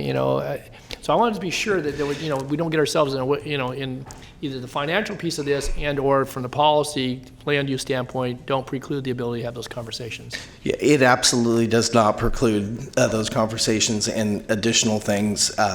It also may in fact help in the timing of those, but it absolutely does not preclude those things being brought in. Yeah, if you're looking. Agreed. No, I'm just waiting for you. Oh, okay. Agreed. Okay. All right. Okay. Continue, Matt. Thank you. So although this workshop is not intended to dig into the funding and transportation mitigations, but rather present the process for delivering them, I wanted to briefly point out a few things worth mentioning. It's the Public Facilities Finance Plan that will fund the traffic mitigations. Now, in past practice for developments in close proximity to one another, like these are, each financing plan would have called for each development to fund 100% of overlapping improvements. But what we're doing in the Jackson Corridor is having each of the 4 developments pay their fair share towards overlapping improvements. This will allow for the fees to remain reasonable and will also assure that the funding for roadway improvements will be available and they'll be implemented in a timely manner to support the growth in land uses. Here's one final slide on transportation funding before we move on to the proposed transportation mitigation strategy. This slide, which is in your board package as well, was prepared by special districts to illustrate the universe of transportation funding for each individual plan area, including trails, transit, on-site roadways, other jurisdiction fair shares, and regional roadways. These are all the costs that will be included in each of the individual finance plans. And as we move forward and talk about the transportation mitigation strategy, we're only talking about the items in red, which are strictly regional roads, including facilities that overlap with the SCTDF, as well as functionality improvements in certain intersections that don't overlap with the SCTDF. The strategy won't include the trails, or the transit, or the on-site road fair shares, or other jurisdictions. So earlier we talked about how the traffic study identified improvements needed to mitigate impacts. So with the Jackson Corridor development projects, we're looking to adopt a new policy regarding how required transportation improvements are assigned. So in order to do that, we need to quickly go through the history of mitigation strategies. So in the early 90s, developers would pay their fees and the county would deliver the improvements. But what happened was that the county, a lot of times, could not always deliver improvements in a timely manner. So in the mid-2000s, county started to require developers to deliver the improvements based on triggers. Now, this system worked in a good economy, but as the downturn happened, many of the developers couldn't afford to deliver the triggered improvements because they were not always financially sized in proportion to development increments. So development was held up. And also, the improvements weren't always located near the actual development increment that was being built. So today, we're presenting a new strategy that's more dynamic, where each increment of development is assigned improvements based on its size, its location, and its impacts. So here's an example of the current trigger methodology. Development goes up at this corner in the plan area. The traffic goes on these particular roadways. But the trigger improvements that were determined years earlier, based on phasing assumptions that are no longer valid, are somewhere else, and most of the time they aren't financially proportional to the development size, so they're not affordable for this developer to actually construct them. The new transportation mitigation strategy proposes assignment of improvements based on each development's increment size, its impacts, and its fair share fees. The strategy will replace the current practice of assigning triggers with a microanalysis of each development increment using a newly developed dynamic implementation tool. And without going into all those details, each plan area will be broken into smaller districts. Staff will enter the details of development increment into the tool. The tool will distribute the trips to the network and identify road and intersection impacts and necessary improvements. So if we go to the previous example again, but now apply the new strategy, we'll see improvements in close proximity to development, and they'll be financially proportional to the size of that development and will be affordable to the developer to go build. So once the tool identifies the needed improvements, staff checks the development increment's funding obligation, which is defined as the number of units times the amount of fee per unit. And staff will assign the build improvements that cost up to 100% of that funding obligation. If the build improvements cost less than the funding obligation, the difference in dollars will be collected in a reserve fund that can be used to fund larger improvements. So the example on the bottom of the slide shows somebody coming in with 300 units, and each unit, based on their finance plan, is responsible for $15,000 in fees. So we take the 300 times 15,000 and we find 4.5 million. So the developer will be required to construct that improvement that comes out of the tool, valued at a dollar cost up to $4.5 million. And finally, I've listed here some of the guiding principles of the transportation mitigation strategy. The full details are included as an attachment to the board package and represent the culmination of a collaborative effort with staff and each of the development teams to arrive at this point. I won't read through this slide, but if there's any questions, I'm sure you'll ask. But this concludes my presentation. The staff is requesting direction on the items presented and asking the board to adopt the Jackson Corridor Development Project's Transportation Mitigation Strategy Policy. Thank you. Supervisor Cerna. Thank you. Can you go back to the previous slide, please? Absolutely. So I just want to make sure I understand how this would work, because this is atypical, right? This is kind of new territory for everyone. Correct. So how should we think about, using the example below there, the 300 DUEs, how should we consider the construction of an improvement, let's just call it a signalized intersection, okay, relative to how we used to think of it, which is, okay, as long as your LOS is met, then that's how your mitigation measures can be satisfied. So how do we kind of interpret this? That's still nothing in the traffic study and the CEQA and the mitigation measures identified in the universe of improvements that all these developments cause and require to be built changes. Those still exist as they would before with levels of service. Whereas before we would say there would have been a sensitivity analysis done right about now in the process and say 500 units, and the developer thinks 500 units in the bottom westerly corner of this big rectangular plot of development is coming in right now. So we're gonna assume 500 units come in, and that tells us to do X, Y, and Z intersections, roadway segments. But 5 to 10 years go down the road, and they build in the upper right corner, and they build 500 units. Well, what the triggers have told us is they need to build X, Y, and Z back in the bottom left-hand corner of this development. So instead of that, what we're doing is we're saying, instead of assigning that as a trigger early on, each time an increment of about 300 units comes in, we've developed a spreadsheet-based dynamic implementation tool that will be able to put that data into. It will distribute the traffic from the actual located information of number of units, square foot of building, what have you, onto the roads that are adjacent, and will tell us, quote unquote, what breaks in the system. And that's what our mitigation measures are. Now that mitigation measure is already identified. We have a universe of things that are listed as mitigation measures. So it will tell us what 2 or 3 things from that list break. So, and then we do a financial increment check based on the size, and we know that they're about financially responsible for $4.5 million of improvements. So we're going to assign that particular developer something that is sized accordingly, because another thing that has happened in the past is that triggered list of 500 might have been $15 million worth of improvements, but somebody that can only carry $4.5 million goes, I can't do it. I guess where I was getting a little nervous about how you're explaining this is that you were focused, and it sounds like you still are to some degree, that the ultimate objective is to equitably identify the cost share per the developer, which I understand that, but for me, and probably for us, we're also very much interested in understanding how the impact is going to be actually mitigated. So is this spreadsheet, is this algorithm going to take into consideration every permutation of how phasing may occur or not when certain developments and their type, whether it be commercial or residential, go before others, and do you just plug it in and then it spits out,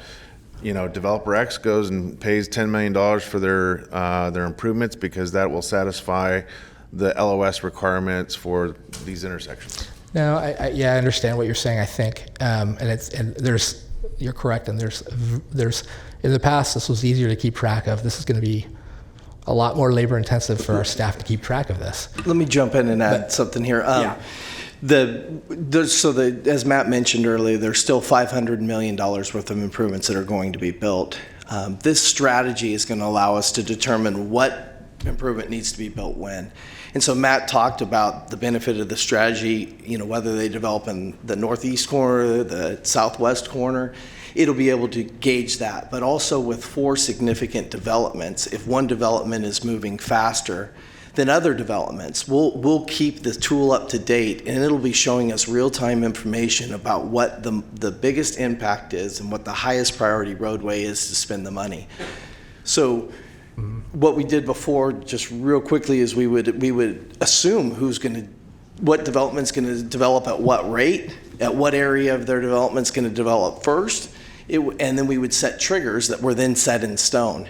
This is allowing us real-time information to be able to adjust to the highest priority and the greatest impact in a timely manner. So does this approach then minimize the potential surprise for the first developer who has the $30 million rooftop? Yes. Yeah, and absolutely. And that was another, when we set those triggers, let's say we set a trigger before at 2,000 DUEs, all of the development occurring before that didn't need to worry about it. But the one developer that came in and actually went over that threshold then triggered that improvement, and it basically put development at a standstill. This is allowing us to make sure the right improvements get put in at the right time, and we're able to adjust based on the rate and the area of development. Last question, has this been used in any other local jurisdiction in our region? No. So we're a bit of a guinea pig. Yep. Yes. Okay. All right, thank you. Supervisor Natoli. Yes. In a moment, I want you to take you back to page 9, but I wanted to ask a question just along the lines of the ability to stay timely with the improvements. And I appreciate a little bit of history there, because coming into the 1990s, there was a whole lot of frustration on the east side of Highway 99, I can assure you, with improvements that may have had some funding behind them. And we had, some of the early iterations of our financing districts and such. So there will be a retention, as if I recollect correctly from the documents here, of about 20%, so that when, albeit even with your best models, correct, something occurs at an intersection and you're in, crunch mode, at all hours of the day, and, the phones are ringing off the hook, or people are really concerned, or accidents occur at a particular location that you didn't anticipate. Yep. You have the ability to respond quickly and timely on those, right? right? And you're referring to the fact that I for interest of getting through the presentation quickly, and there's so many innuendos, I'm not going to try to cover them all, but you correctly refer to the fact that $4.5 million example where we said that's their obligation. What we're going to try to do is we're going to try to assign 80% of that cost in an improvement and collect 20% of those dollars into a reserve fund to be able to react to things like you just said. Okay. And along those same lines, Matt, again, it was in documentation, but the county does have the ability, if somebody doesn't want to get into building something, that they could, the county could accept a payment. That's correct. And that would fit with the same model, though. So you would use Correct. that. If that money came in, it wouldn't get there, and then, oh my gosh, we got a pressure point over here, so the money gets moved over there. Right. And basically, it would, the county and or complemented with maybe another development that was going on, or a road improvement, that money would be assigned to there. Correct. Okay. Let me ask you on this slide here, because a couple of things. One, on your, again, it was, bullet points, examples, but the fact that you don't have Douglas Road extension in that first set of bullets. Now, this is just examples pulled, but I that know, stuff's but, in there. But Douglas has kind of been on the back burner for some time. Okay. And if there's one neighborhood in that immediate area that really is impacted with current traffic, and even with improvements that are contemplated here, is going to be a go-to route for some time, and that's the Independence and Mather neighborhood. And so if I didn't speak up, obviously, and certainly in fairness to those folks, where they contemplate both improvements to Zinfandel, Eagles Nest, and certainly to Excelsior, Douglas Extension. I just think it's important because, put $100,000 in the budget to begin to do planning behind that. I don't know if that's gotten figured into the finance plans or not, but, the price tag for that 2-lane road where we own the land is pretty pricey. And yet that's, that's important to the southern end of the airport as well as that neighborhood. So I just want to be sure it didn't get lost in the mix. Point taken, and it's not too late for the finance plans. That would be the next. Okay. Yeah. The other one is on here. You show intersection improvement on Florin and Excelsior. That got covered, at least for signalization, in the North Vineyard plan, if I'm not mistaken. It may not be the full widening to the 4-4 intersection or whatever. But so why did this get called out particularly on this? So I think I mentioned earlier in the slides the fact that there's lots of overlap. Right. Okay. And so when eventually finance plans get put together, there's going to be a reckoning, if you will, for the fact that there may be other plans that have dollars in other plans for locations that have, of course, showed up with this traffic study. And I think you're right, that is one of the locations that there's some money in there, if not requirement, I think, in specific agreements. So there's nothing magical as to why it's in there. It's just an improvement that's important. And in addition, there's $500 million, as we said, of improvements. There's also improvements that are going to be built in stages. And so what you may see that, for instance, the existing 2 lanes that has to be 6 may go from 2 to 4 and then 4 to 6. Certainly intersections also aren't always built out to their ultimate in the first step. And so that's also taken into account of when those are needed with this strategy. Let me ask another question that relates to just improvements in general that we have typically relied on the signalized intersections because, again, we use a lot of 90-degree intersections that were rural that ultimately come into the to the suburban grid. But certainly as it relates to what Elk Grove has done in that rural suburban interfaces, they've utilized the roundabouts on Waterman Road in particular, and Bradshaw at Sheldon. And I guess I'm curious as to, particularly as you're looking at new areas, it may not work because obviously there's a lot more land take with that, and that certainly has an expense associated with it, let alone what impacts you have to existing property development at those locations. Are we contemplating in this plan, though, utilizing some of those types of improvements with new development? Correct. In fact, I can think of a couple locations off the top of my head. Rock Creek Parkway is part of West Jackson, and that was going to have some of those, and as well as Zinfandel adjacent to Mather Field, and the entrances into and out of that land use as well. Okay. And what this mitigation strategy will do is it will allow us to target that improvement and say that improvement's needed. There'll be future chances for this board to weigh in on the actual designs as we start to bring those projects forward. So back to your trip reduction and your transit portions of this, then this is kind of the last question, at least at this juncture, that you talk about full funding, certainly in increments of funding as they can be standalone and or coordinated. Is it that each of the developments have their own agreements with regional transit? And CSA 10, again, we're still working through that in the Vineyard area where we just had to report 2 weeks ago that we haven't reached critical mass there. We run it's not even a shuttle. I guess it's a van pool right now, and I think one of the opportunities that could potentially be lost, and who knows with some of the evolution here, is that if you don't have that on the ground fairly early, and yet you still run it at, you're not going to run full buses in all likelihood. But if you wait till you get to critical mass to institute it, then folks have made choices not only about where they live, but about their driving habits and so forth. So how is it that this differs in previous approaches? And I know our general plan dictates that we do some of that too. So I guess I'm just, if you could, for the record, maybe put that out there. So each individual development is being set up so it's a standalone and it accomplishes all of it's what it's required to accomplish environmentally. We are working and have been working for the last 2 years with regional transit and also as being a possible provider. So we are looking at a lot of the things that we've learned through CSA 10. There's a minimum threshold that will be required, and then there's certain developments that will go even above and beyond that. And so we're working with each individual plan area to make sure it's standalone, and we'll also be able to capitalize on them all working together. As you saw, the transit network at final build-out is pretty extensive. Okay. One last question then, and we worked on this, certainly the most recent experiences with the HCP, and it's the strategy, the get ahead, stay ahead.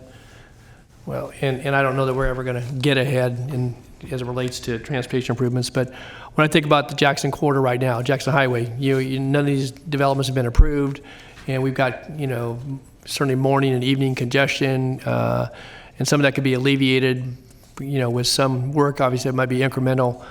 Is there the ability to, again, to try to, even get into a pace that would put us on par, so we're not always chasing this, not just with the developments that are approved that will generate our traffic, but we're talking about all the pass-through traffic that comes through these areas. And I know Supervisor Kennedy's getting, some, feedback from folks down portions of the district where we align, and probably Supervisor Cerna as well, where, people are finding these congested corridors. So then they're moving to other ones, and then you got your truck traffic in the mix. Obviously, you still have our areas where significant aggregate resources are drawn out. And so I guess I'm curious, does this strategy provide us with any roadmap that would allow us to fund some of those things? I.e., I brought this up before, Bradshaw Jackson Highway, where we put the right turn lane in on the westbound section when you really need it from coming from the east to west,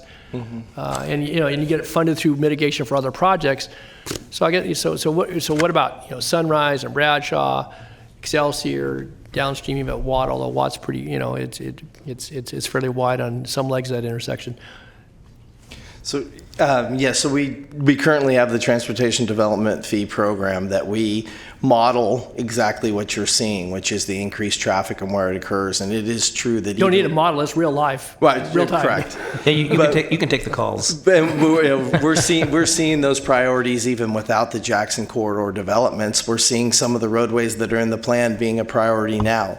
And so certainly as if you look at an example is South Watt that we're moving forward in anticipation of delivering in 2021. We have some aggressive schedules for a lot of those priorities. This tool itself is really going to implement, it's the first time we've used it, the revenue that comes in as a part of these plans, the Jackson corridor plans. And so we won't be able to utilize this exact tool until those plan areas start generating revenue, but we do use a similar tool in the SCTDF now.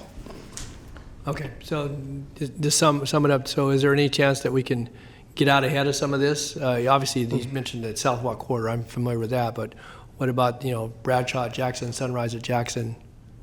We're working on those now. And everything Ron said is right on, but I wanted to add one more thing that came to my mind is that this is going to prompt this effort of development is prompting us to get some of the cross-jurisdictional agreements with adjacent neighbors together. And, of course, we'd like to see funds come our way from their development as well, too. But we got to get those established, and that will be something that this causes us to be prodded to do. So we're going to start working that way, too. We had that conversation in 2011 with the adoption of the general plan. We had, some, and I know we worked with Folsom Ranch on the city of Sacramento to some degree, and maybe Elk Grove as well, but I don't think we have agreements with any of those jurisdictions. With the city, we have, since that conversation, we have entered into an agreement with the city of Sacramento and the city of Rancho Cordova, and we've also, because the only remaining development in Folsom was the SOI, we have a Folsom SOI agreement. So we are working towards finalizing those. That's good. Okay, thanks. Thanks, Mr. Chair. Thank you. Any others? Okay, I do have some public speaker cards. Grant Taylor.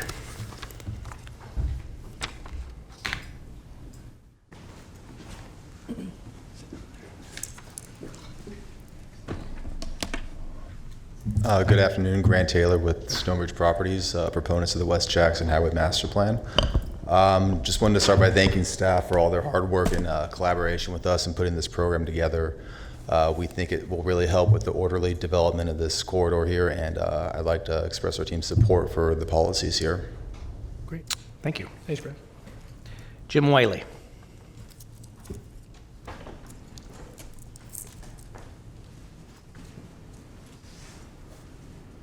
Jim Wiley with Taylor & Wiley on behalf of Jackson Township, and I'd like to echo what Grant said. We want to thank staff for their hard work on this, and we believe this will help in the orderly development of this area. As Supervisor Natoli raised, this is structured to have a minimum of 300 units coming forward, so you're funding a bigger chunk to make sure that you stay ahead of the system. So if there's any other questions, be happy to answer. Thank you. Thank you. That's the last card I have. So is there any other questions or comments from the board? Motion? Okay, Mr. Chair. Again, thanks to all the folks that worked on it. I know this has been in the works for some time, and I think it's an approach that has obviously flexibility, but I think certainly has a roadmap for hopefully being successful to allow this board and future boards, and certainly as development plans come through to hopefully allow us to meet the obligations, but also us keep pace with the need for mobility in all its various forms out in this area of the county. So I would move the adoption of the Jackson Quarter Development Project's Transportation Mitigation Strategy Policy. We have 3 seconds. But let me, before we vote, though, I also want to echo Supervisor Natoli and really give credit to our staff for being creative, but also to all of the applicants who, this is not a perfect, there's never a perfect solution to this, but I think that we guinea pigs up here, I think that we're heading into new territory, but I think it's one of fairness and will achieve the goals of both parties. So thanks to both the applicants as well as staff for working through this situation. Thank you. Please vote. Unanimous vote with those members present.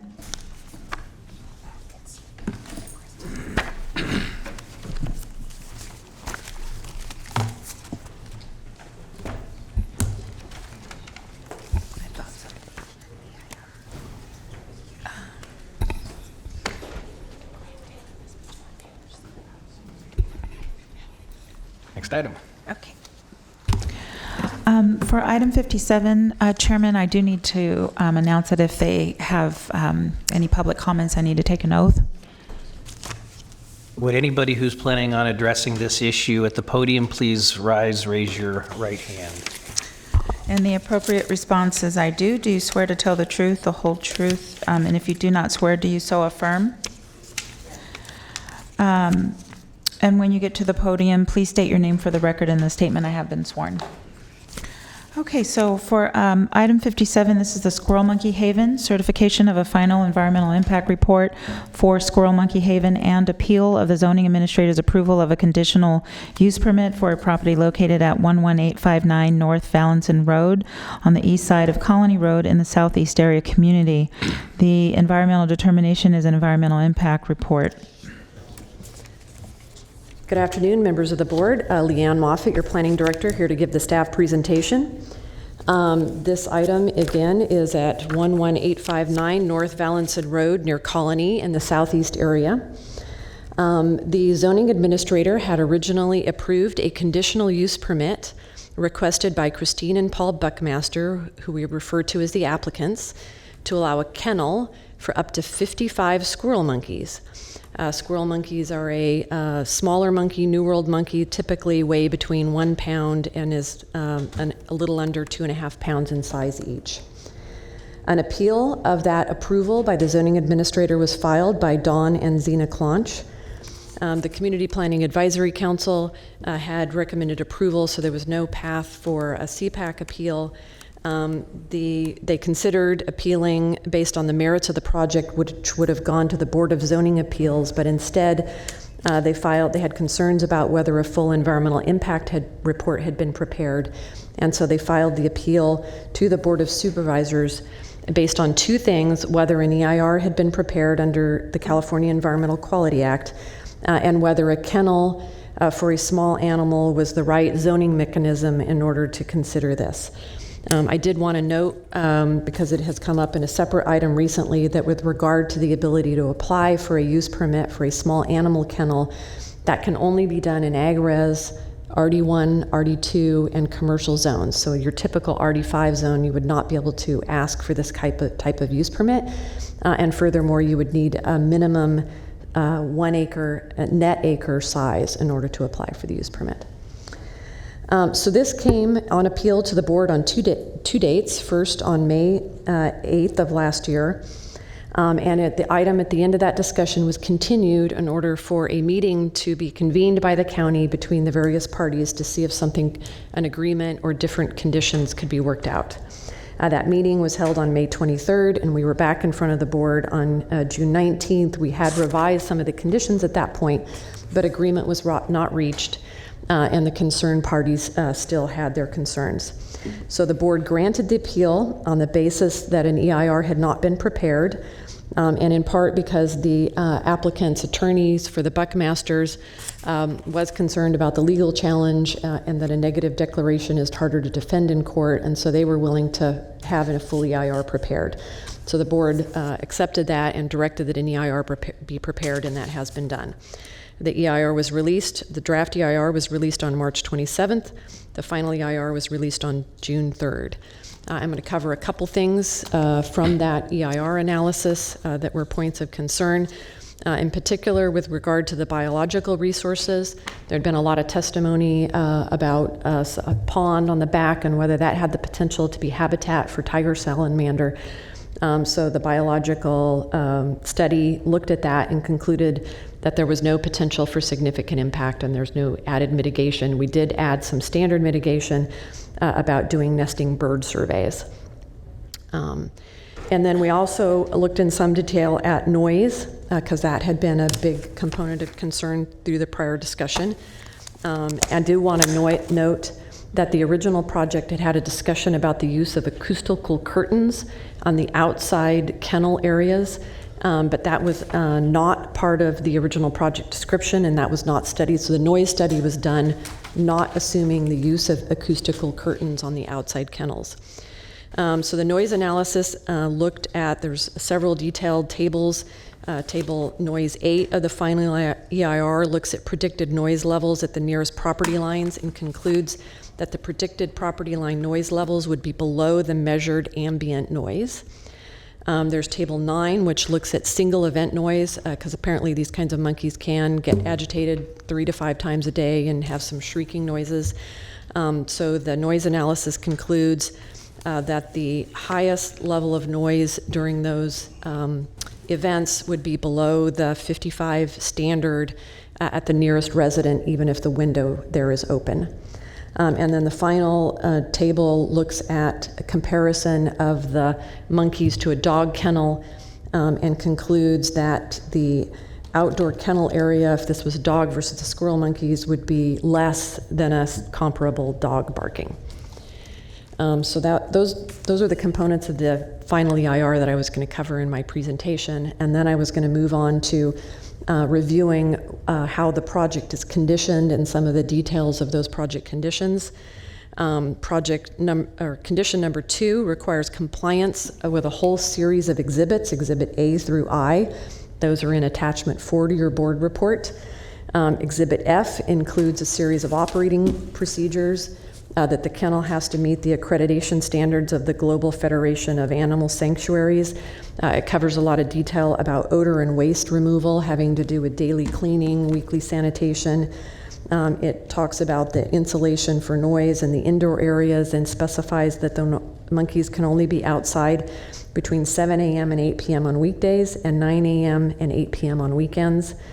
There's an Exhibit G, which is an emergency prevention and action plan that addresses emergencies such as animal escape, human medical issues, and environmental issues like fire and security breaches.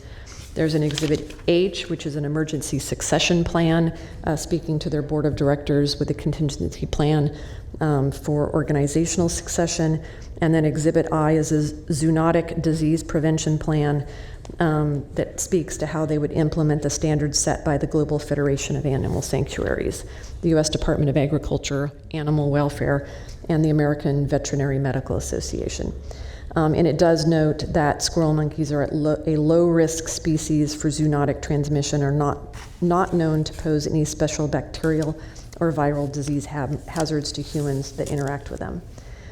Condition number 3 had been revised after our meeting with some of the concerned citizens. It talks about the wild animal permit, including that the information about the monkeys has to be available for inspection by county animal care, USDA, and California Department of Fish and Wildlife at all times, and that if the permit is revoked, the animals must be removed within 30 days. Condition number 5 restricts access to the property, indicates that the kennel cannot be open to the general public, and visitors are limited to 2 cars per day and no more than 5 cars per week, and only between 8 a.m. and 8 p.m., although that limit does not apply to staff or veterinarians or inspectors. Condition number 6 deals with keeping the area dust-free. 7 having to do with storage of feed to any issues with rodents. Condition number 18 requires compliance with the county noise ordinance. And condition number 23 requires notification of the sheriff if there's an escaped animal. So those were a few of the conditions that I want to highlight to you. And that concludes the staff presentation. We do have an applicant representative here to answer any questions if you have them. Okay, I have, is there any board member has any questions, comments? After testimony. Okay. Then I will go to public comment and call Mr. Avdis. We would normally call the appellant. Is there an appellant? I just didn't have a card for the appellant. I do believe when the appellant was here during your hearing on the fee waiver, they had indicated to the board members that they were not planning on attending the hearing. Right. So they do not appear to be here, and they had indicated that. Right. Yeah. And we have bifurcated the two issues. Yes, thank you. Mr. Chair, members of the board, Nick Avdis with the Thomas Law Group, and I've been sworn here on behalf of Paul and Chris Buckmaster. I don't think I have anything to add to staff's presentation, seeing that the appellant in this case has in essence withdrawn their opposition to this project. I will say that it's been looked at 6 ways to Sunday, I'd say, and I think the process worked, and all environmental and potential environmental impacts to the of the project have been fully disclosed, and are happy to answer any questions that you may have on the project. Any questions? Thank you. Okay, that being said, back to the board. Mr. Natoli. Thank you, Mr. Chair. Before I make some comments, I wanted to maybe ask Leanne, and this relates to information I guess the board received back in March from Dave Dickinson relative to the wild animal permit and to the process used for that. And I met with Mr. Avdis and Christine and Paul today and mentioned to them that it comes out of a 1990 Sacramento County Code section, and I just want to be clear, we don't have too many instances where we have the notice that goes out, but it's a key piece, obviously, to what's being requested here. And I guess I would ask maybe Nev, we could work with Dave. He was thoughtful in his response, but and I'll just read from what was sent to the board. Said the Animal Care and Regulation Department will follow Title 8 of the Sacramento County Code, which stipulates the Chief of Animal Control will post a notice within 14 days from the receipt of a wild animal permit application. Posting of a notice will be in the immediate vicinity of the location for which the permit is sought. Animal Care and Regulation Department will create such a notice when applicable and place it in a visible location at nearby intersections where legal to do so. Animal Care and Regulation Department would also distribute the notice to nearby neighbors either via mail or by direct in-person distribution depending on the situation. I think that since this links up with a planning process, there maybe should be some coordination. Maybe in county code might be worth at some point in time updating, because it talks about, everything has to be in writing. If somebody wants to make a comment on it, in writing to the Chief of Animal Control at the Animal Control Center and such. I know that when we had this discussion, a year ago or a little more than a year ago, it just seems to me that this process, even though it's rarely used, I'm not saying it doesn't work. I just want to, because I know with the planning department, we make it specific relative to mail notification to posting, and there's a process, and it might be that, Animal Care could, emulate what the planning department uses as far as this process, maybe a similar mailing list. That way you make sure notice goes out. So I wanted to ask that for clarification purposes. So. No, we can link that up with planning. Okay, all right. And again, this came out, and again, I know it took a while. We got this in March. It came under separate cover to board members in response to the question that was asked last summer. I don't have any specific questions of Leanne nor the applicant.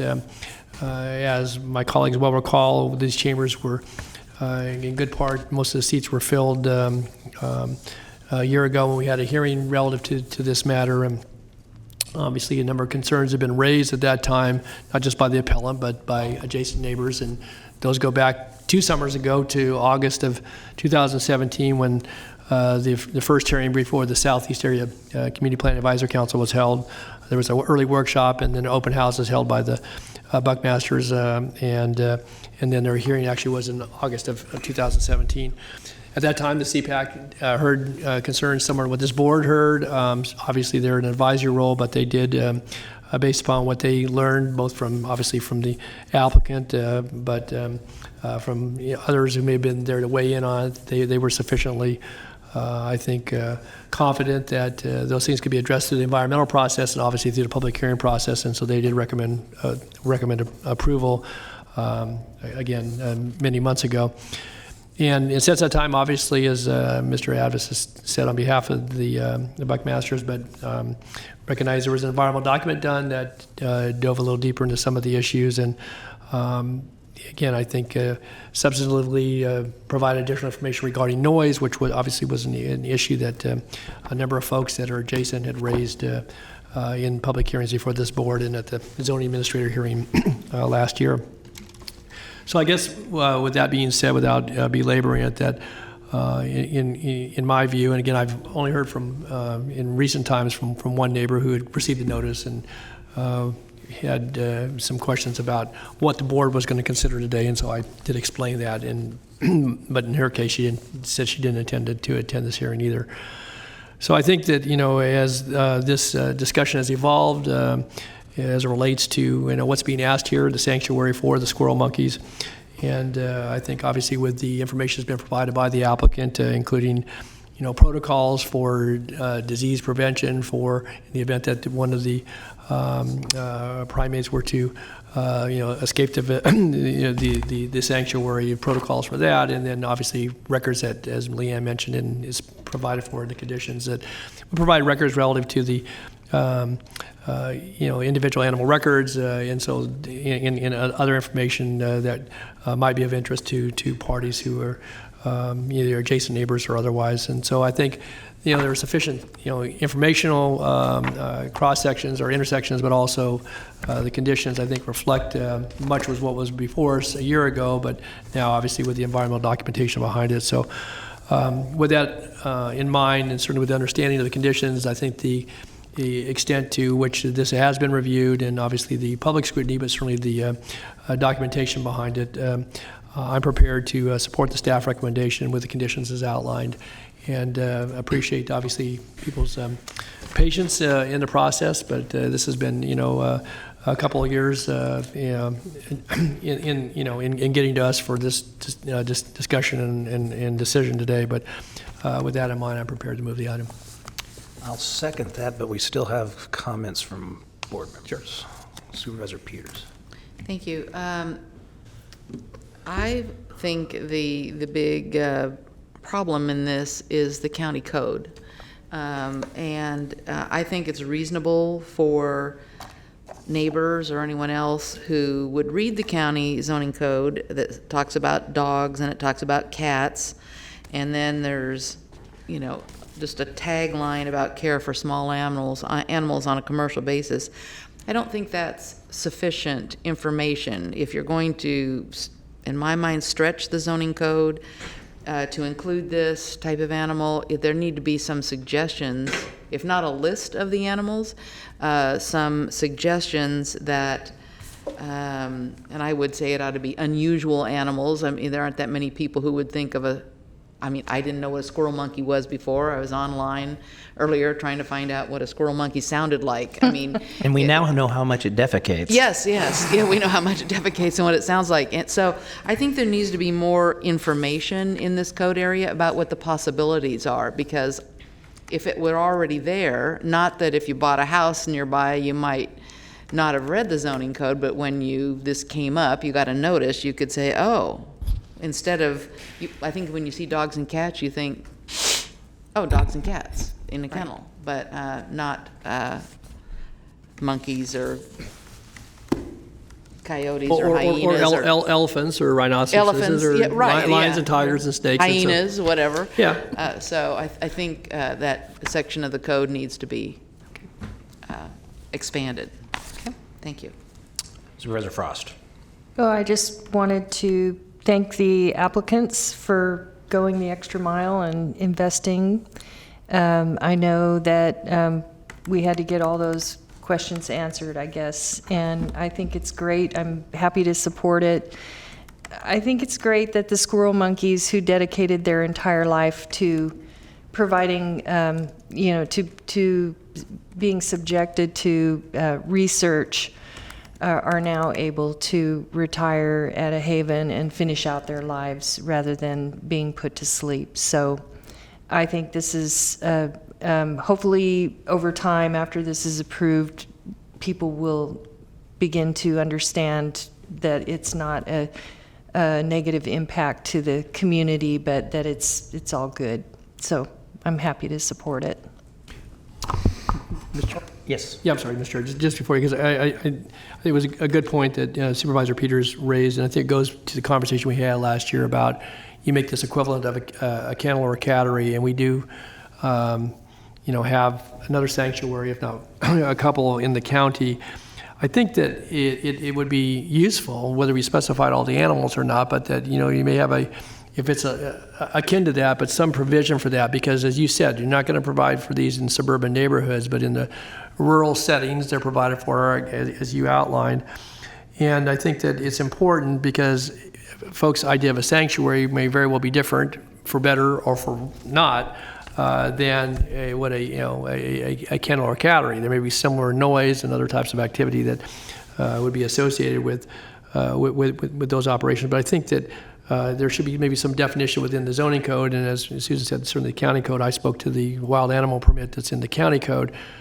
But I think that as a learning experience for what we went through, and maybe this board won't see another one of these for 20 years, but nonetheless, I think maybe there ought to be some out of this rather than just the chapter is closed on this particular one, but what in the future. So I would offer that as maybe as you're looking at your code amendments. If there's animals you haven't heard of before, I'd just throw a couple of names in there so people would say, oh, and I wonder what other things might be permitted. It's just ringtail lemurs. Well, yeah. Okay. Anyway. Okay, Chair. We have a motion and a second. If there's no more comment, please vote. And do we need that includes the certification environmental document as well as the use permit and conditions? Yeah, adoption of the findings, certification of the environmental impact report. Right. Thank you. Unanimous vote. Now we're on to our county executive comments. No comment. Members of the board? Ms. Frost? I just wanted to mention I've been receiving some emails and calls at my office that have been talking a lot about our booth at the Cal Expo, the State Fair, our exhibit that we have annually. I don't think this is something that our staff is personally doing. It might be something we're outsourcing through another organization. I think Flo had some pictures that we were going to bring up. And I just wanted to, well, maybe we don't even have to bring up the pictures, but the point I want to bring up is that we've always had an amazing exhibit at the fair, and this year our exhibit was completely missing. And so it made us look unorganized, and I wonder if the county executive would look into it. Yes, I am. Yes, and we received similar type complaint, and we're going to be looking into it. It's not on this. No. We don't have an exhibit at all. There is. Flo has a picture of our exhibit. There's an exhibit, but the complaint that we received that it's not. Folks were unhappy. Not on par with because we've got a gold medal. They've come to expect. Woefully inadequate. Yeah, they expected something different. And what we are going to do is, and I'm looking at county council, make sure I'm not going too far, but we are going to work with Sacramento Visit Bureau to look for next year and what kind of changes we can make to bring a better exhibit. I mean, I'm not advocating this, but they would have been better off doing nothing. Yeah, I mean, it just stood out as look. I will not disagree with you. That's part of the comment we got back from somebody that said you've been better off not having anything there. It's a good investment TOT tax if you want people to come here and visit. You showcase it at the state fair or something. Ouch. Thank you, Mr. Gill. Mr. Cerna. Thank you. A couple items. First, Mr. Gill, I know you and I have had some kind of conversation in passing about this, but and I've made my thoughts on the matter fairly public in recent weeks. But I'd like you to consider how you want to bring back to this board in the not-too-distant future consideration of policy measures that speak to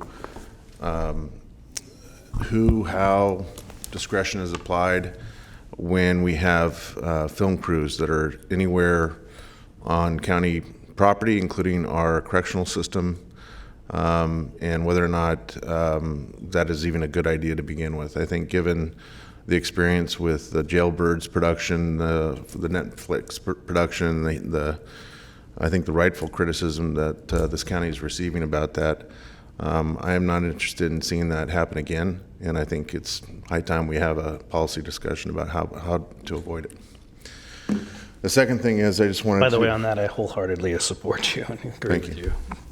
I also just wanted to report out. I was not at the last board hearing because I was traveling out of state and then out of country.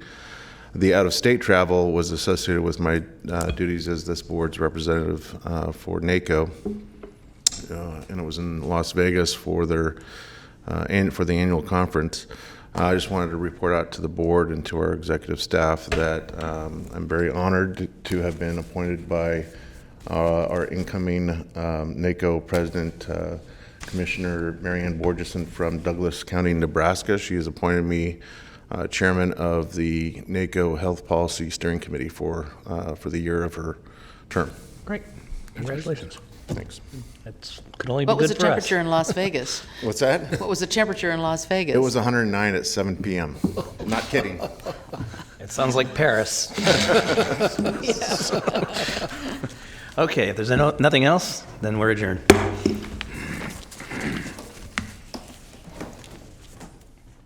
So Patrick, what happened to the exhibit? What's the exhibit?